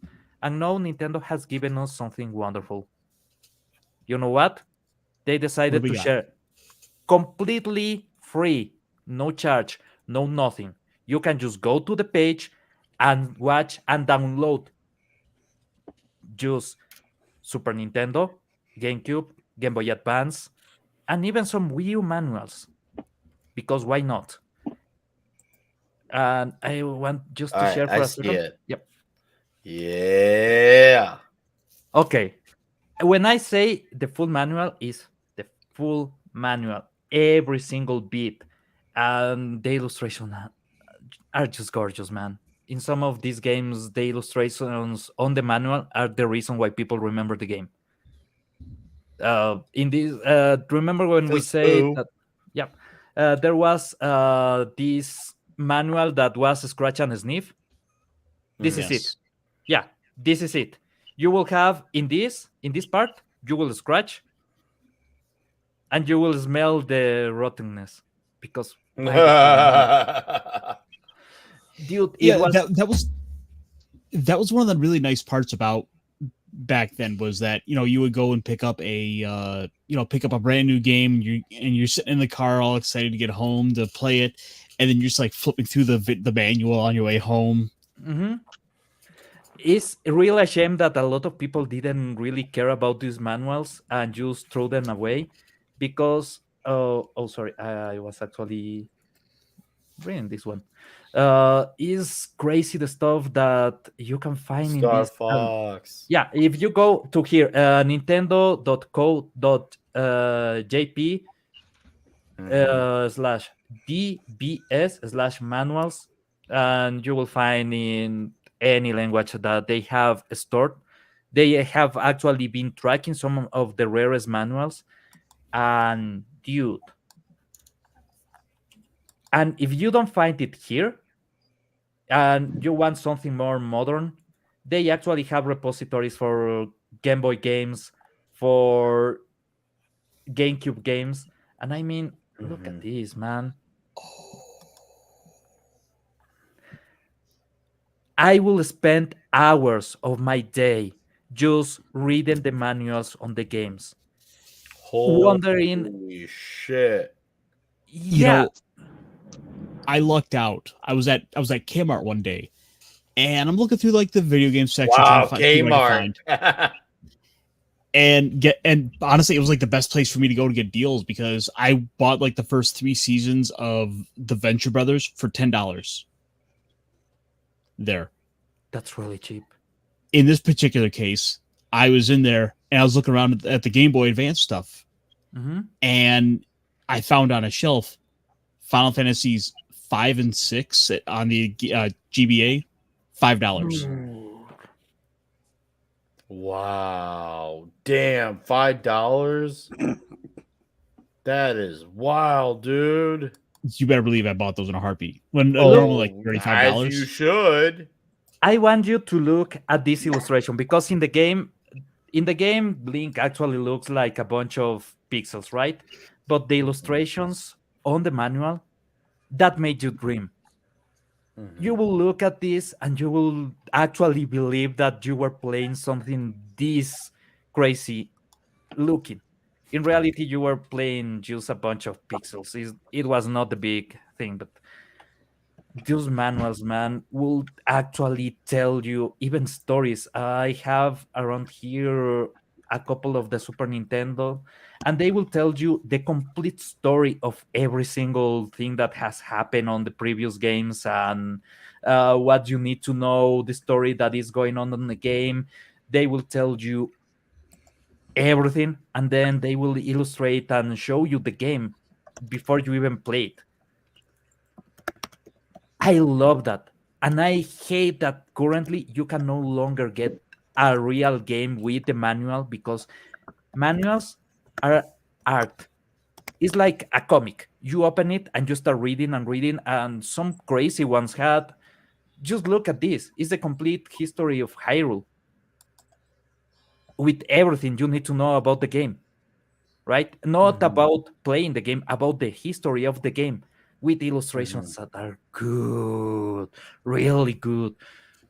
So yeah, somehow Nintendo decided they will grace us with this. I wanted to share it because other than comics, this is a printed form. These pamphlets, some go for $2,000, $3,000. Just the pamphlet, just the manual, because are really rare. And having access to this is just a godsend. Hey Pablo, Mhm. I still have my copy of the Link to the Past manual.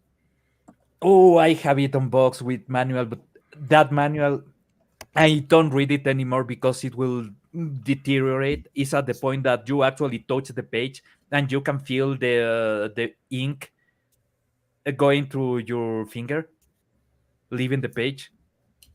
So I don't read it anymore. Having a PDF is really good because I will be reading a lot of this. And this is the reading material that we should bring back. Just game companies. There was comic books that will come inside Strategy of. Yeah, guides. dude, do you remember there were games that will come with a comic book, a manual, and a strategy guide? Yes. Dude, even though it's not a video game, but when I bought the Thomas Jane 2004 Punisher movie on DVD, it came with a damn comic book. When I saw X-Men in 2000 in the movie theaters, it came with a comic book.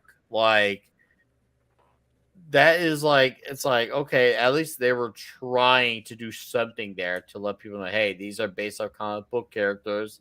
Mhm. Get a taste of what it's like. So that Look is at this like art. absolute foreign language now. Now it's mistaken for being movie characters and not comic book characters.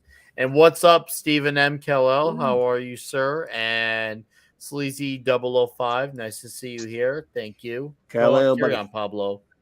I just want to point you to look at this art. Look at how detailed it is, explaining the power moves of every single one of the items that you will get. But just through the illustration, you understand everything of it. You understand what the power up does, what you need to use it for, and it's simple. It's a good way to communicate with you in that level that they don't really need to be technical. You know, you read the manual of something else, of let's say you get a PC and you read the manual, is boring, sterile, just not engaging. If I could, I know there's somewhere the manual for the Death of Superman video game for the for the Super Nintendo. If you have not seen that manual, is full love for Superman. It's crazy beautiful. So having this, man, I just wanted to share. I just wanted to No, Illustration is dude. my thing. I told you go all in with sharing, and I'm glad that you did. So thank you for doing that. I do appreciate it. So, anyways, with that said, guys, this is gonna be the part where we are going to unfortunately call it a night.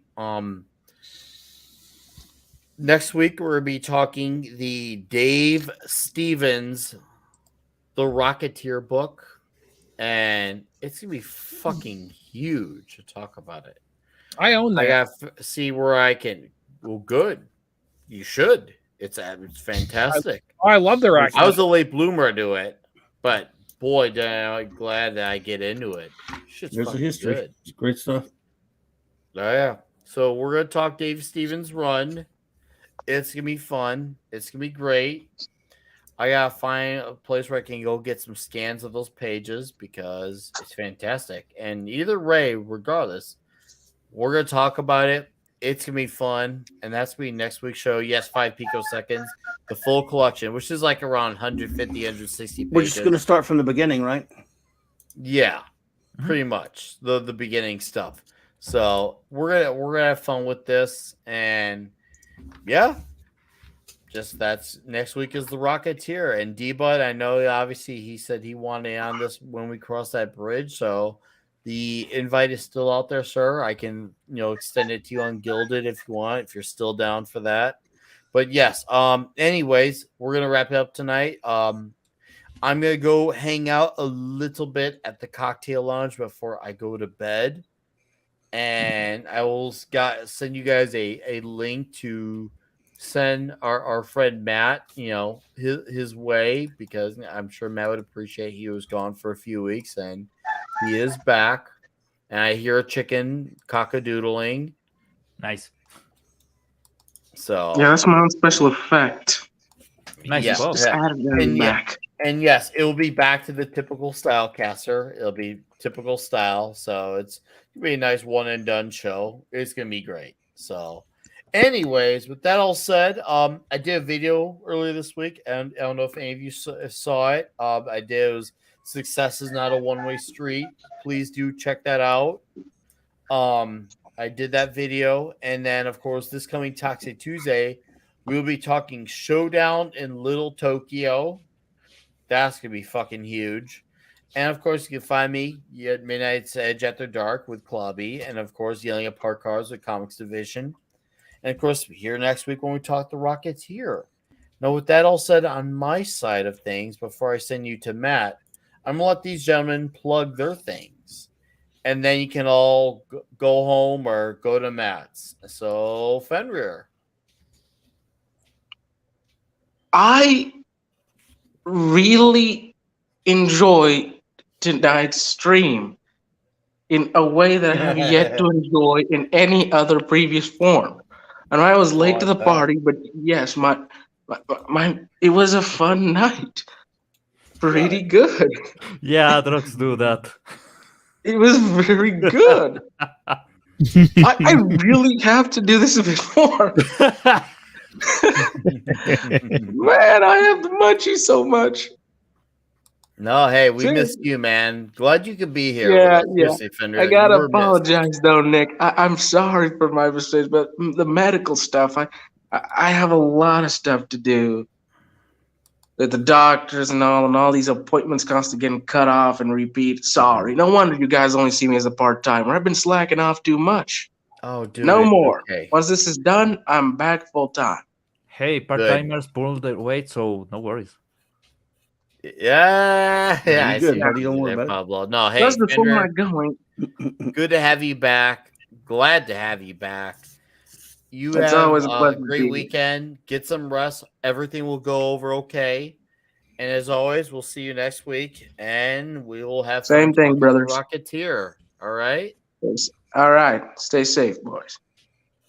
Pablo. Hey, tomorrow there will be no Midnight Sage Espanol podcast because Diego cannot get in, and actually, I think we need a bit of a rest, just get things straight, because somehow 3 weeks ago I broke the one of the biggest tech just news of the year, and nobody even noticed. I said, Mama Susan is getting fired.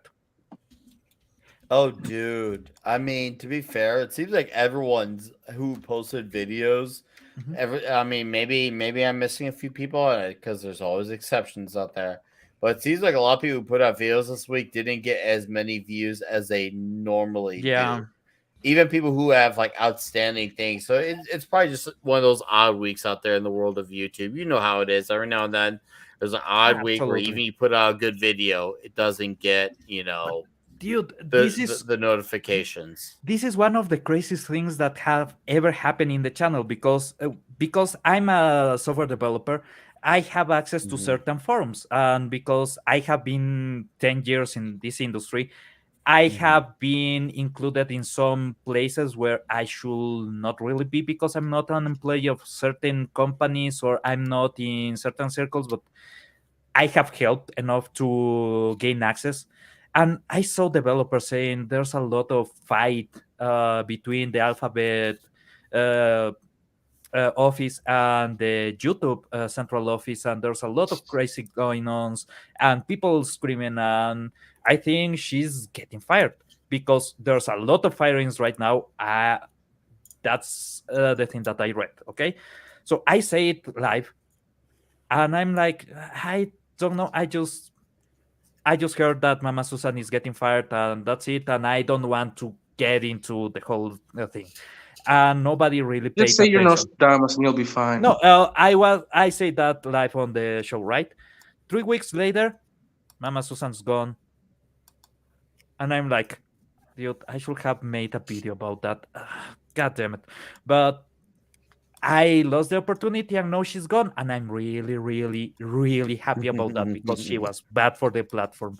And since I'm not doing that on my Espanol channel on the night, I will be doing a stream with some friends just talking about old school video games because we are a bunch of nerds. So yeah, I will put my link on Twitter. The channel is called Randomeando. There's a lot of channels called that, so I will change the name of the channel. But anyway, if you follow me on Twitter and you want to hear a bunch of old school gamers talking on Espanol, it will be really fun. Basically, that's what's going on, and I will keep seeing if in the forums they say anything. I am just waiting some more people to get fired because of what's going on artificial intelligence. It's going to be a bloodbath, and I will enjoy it. I'm really happy that Silicon Valley is falling down. I will help. That will be it.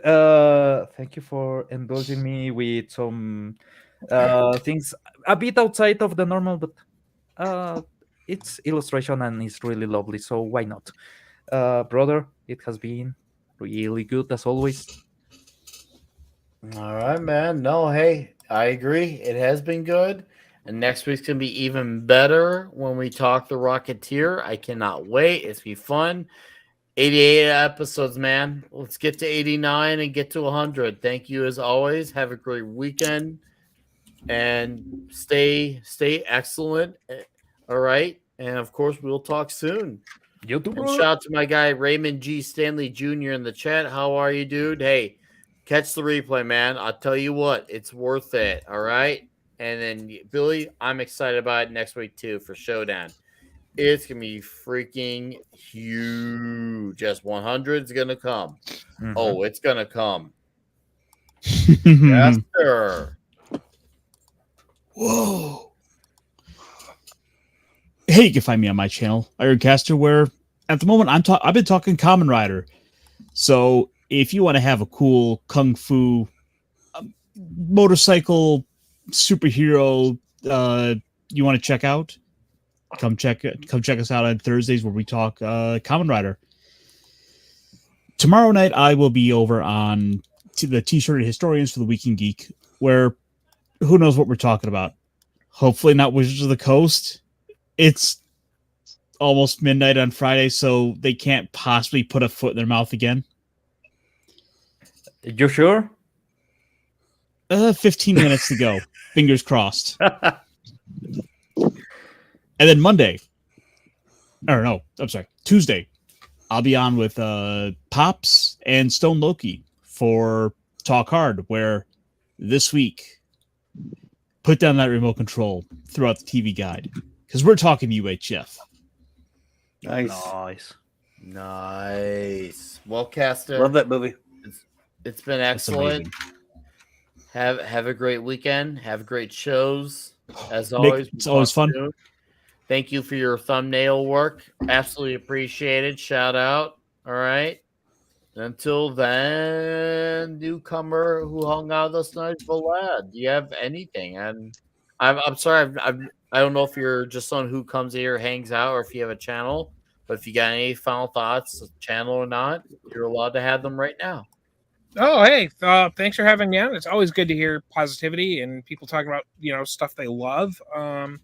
I do have a channel. It is here on YouTube. It's Vlad Steakums. It's the same as my handle right here. Ironcaster comes on every now and then. Tuesday nights, we stream at 8 o'clock.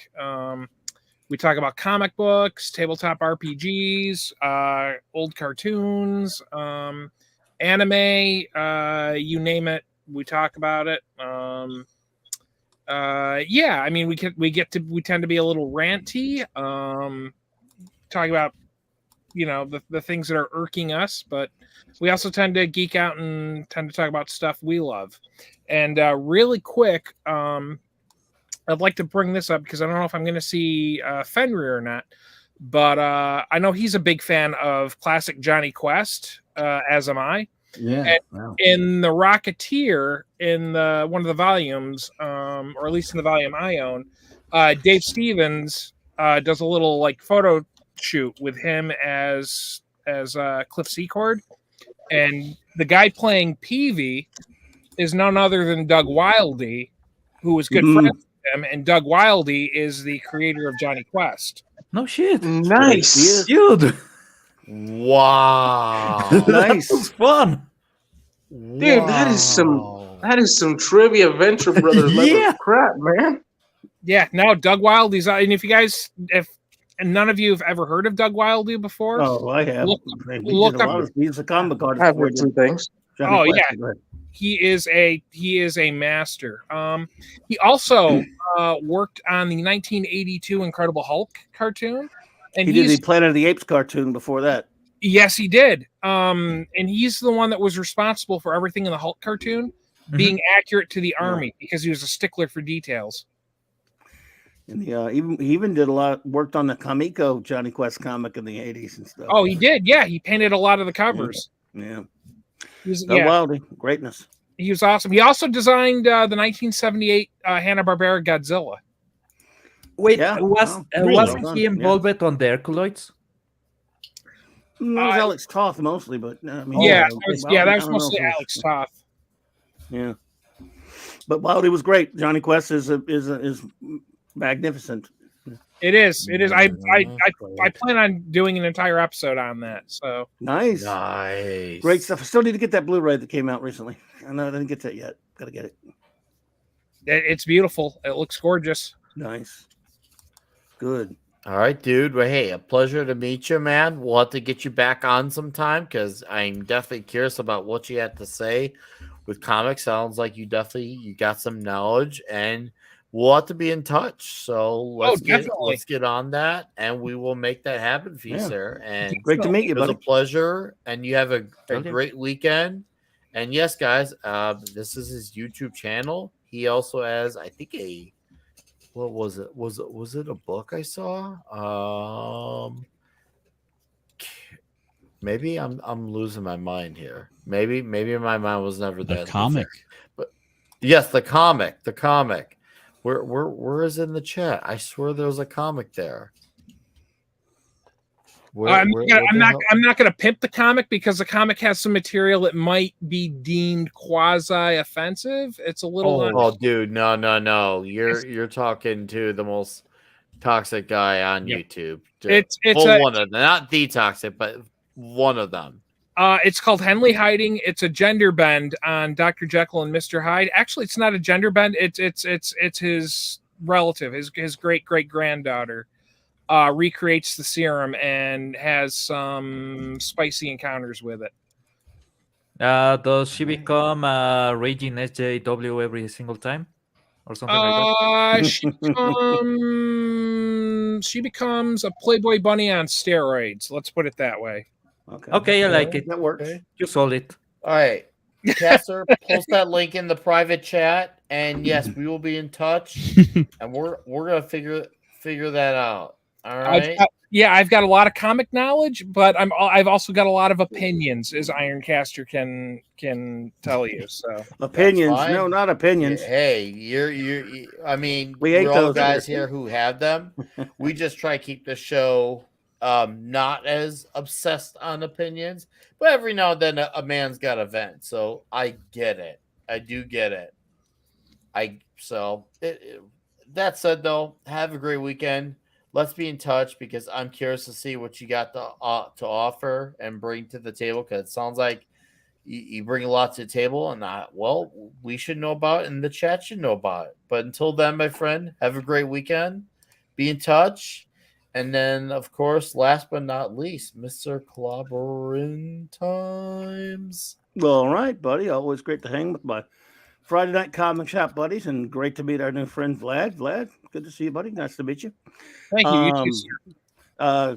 Chat, my good friends out there, great to see you. Let's see, tomorrow night, of course, is Saturday Night Star Trek. Raquel and I with 4 more episodes of in our ongoing quest to review all of Real Trek 66 through 05, because there's no Trek after that. And it's 4 more episodes of Deep Space Nine season 5 right now. So we got that going on, and of course, Mark D, our good buddy Mark D with the C, will have his Sunday Night Geekery as usual at 10 p.m. Eastern. So I'll be on that Sunday night with him, and Monday night with Mark C Comics Talk. I will be having my great buddy Michael French of Retro Blasting joining me. It's Superman month, and we're going to talk about our Superman comfort zone, which of course is pre-crisis Superman mostly, and in various forms, and so it's always great to have Retro Blasting on there. And then the rest of the week, I'm all over the place with you, Nick, on Tuesdays and Thursday nights, and Tom's great Midnight's Edge After Dark channel. Yes. Wednesday nights, my wild card night on my channel at 9. It's always 9 o'clock on my channel, and then of course the Clubhouse with Raquel and Mark D on Thursday night, also at 9. Clubby's Clubhouse there. So all over the place. And Nicholas, thank you, buddy. And Fenrir, buddy, good to see you there. Caster and Pablo, my friends. Glad to hang out with you, buddies. Hell yeah. Thank you, Nick. Thank you, sir. Have a great weekend. Absolutely kill it with Saturday Night Trek. All right. Well, guys, let me get that link for you. You can let Matt know that you are going to come. And there you go, right there. And shout out to Snail Messiah. Thank you for dropping in. Hey, Snail. But this is the part where we're going to go away. But seriously, Rocketeer next week, same bat time, same bat channel. Goodbye, good fight.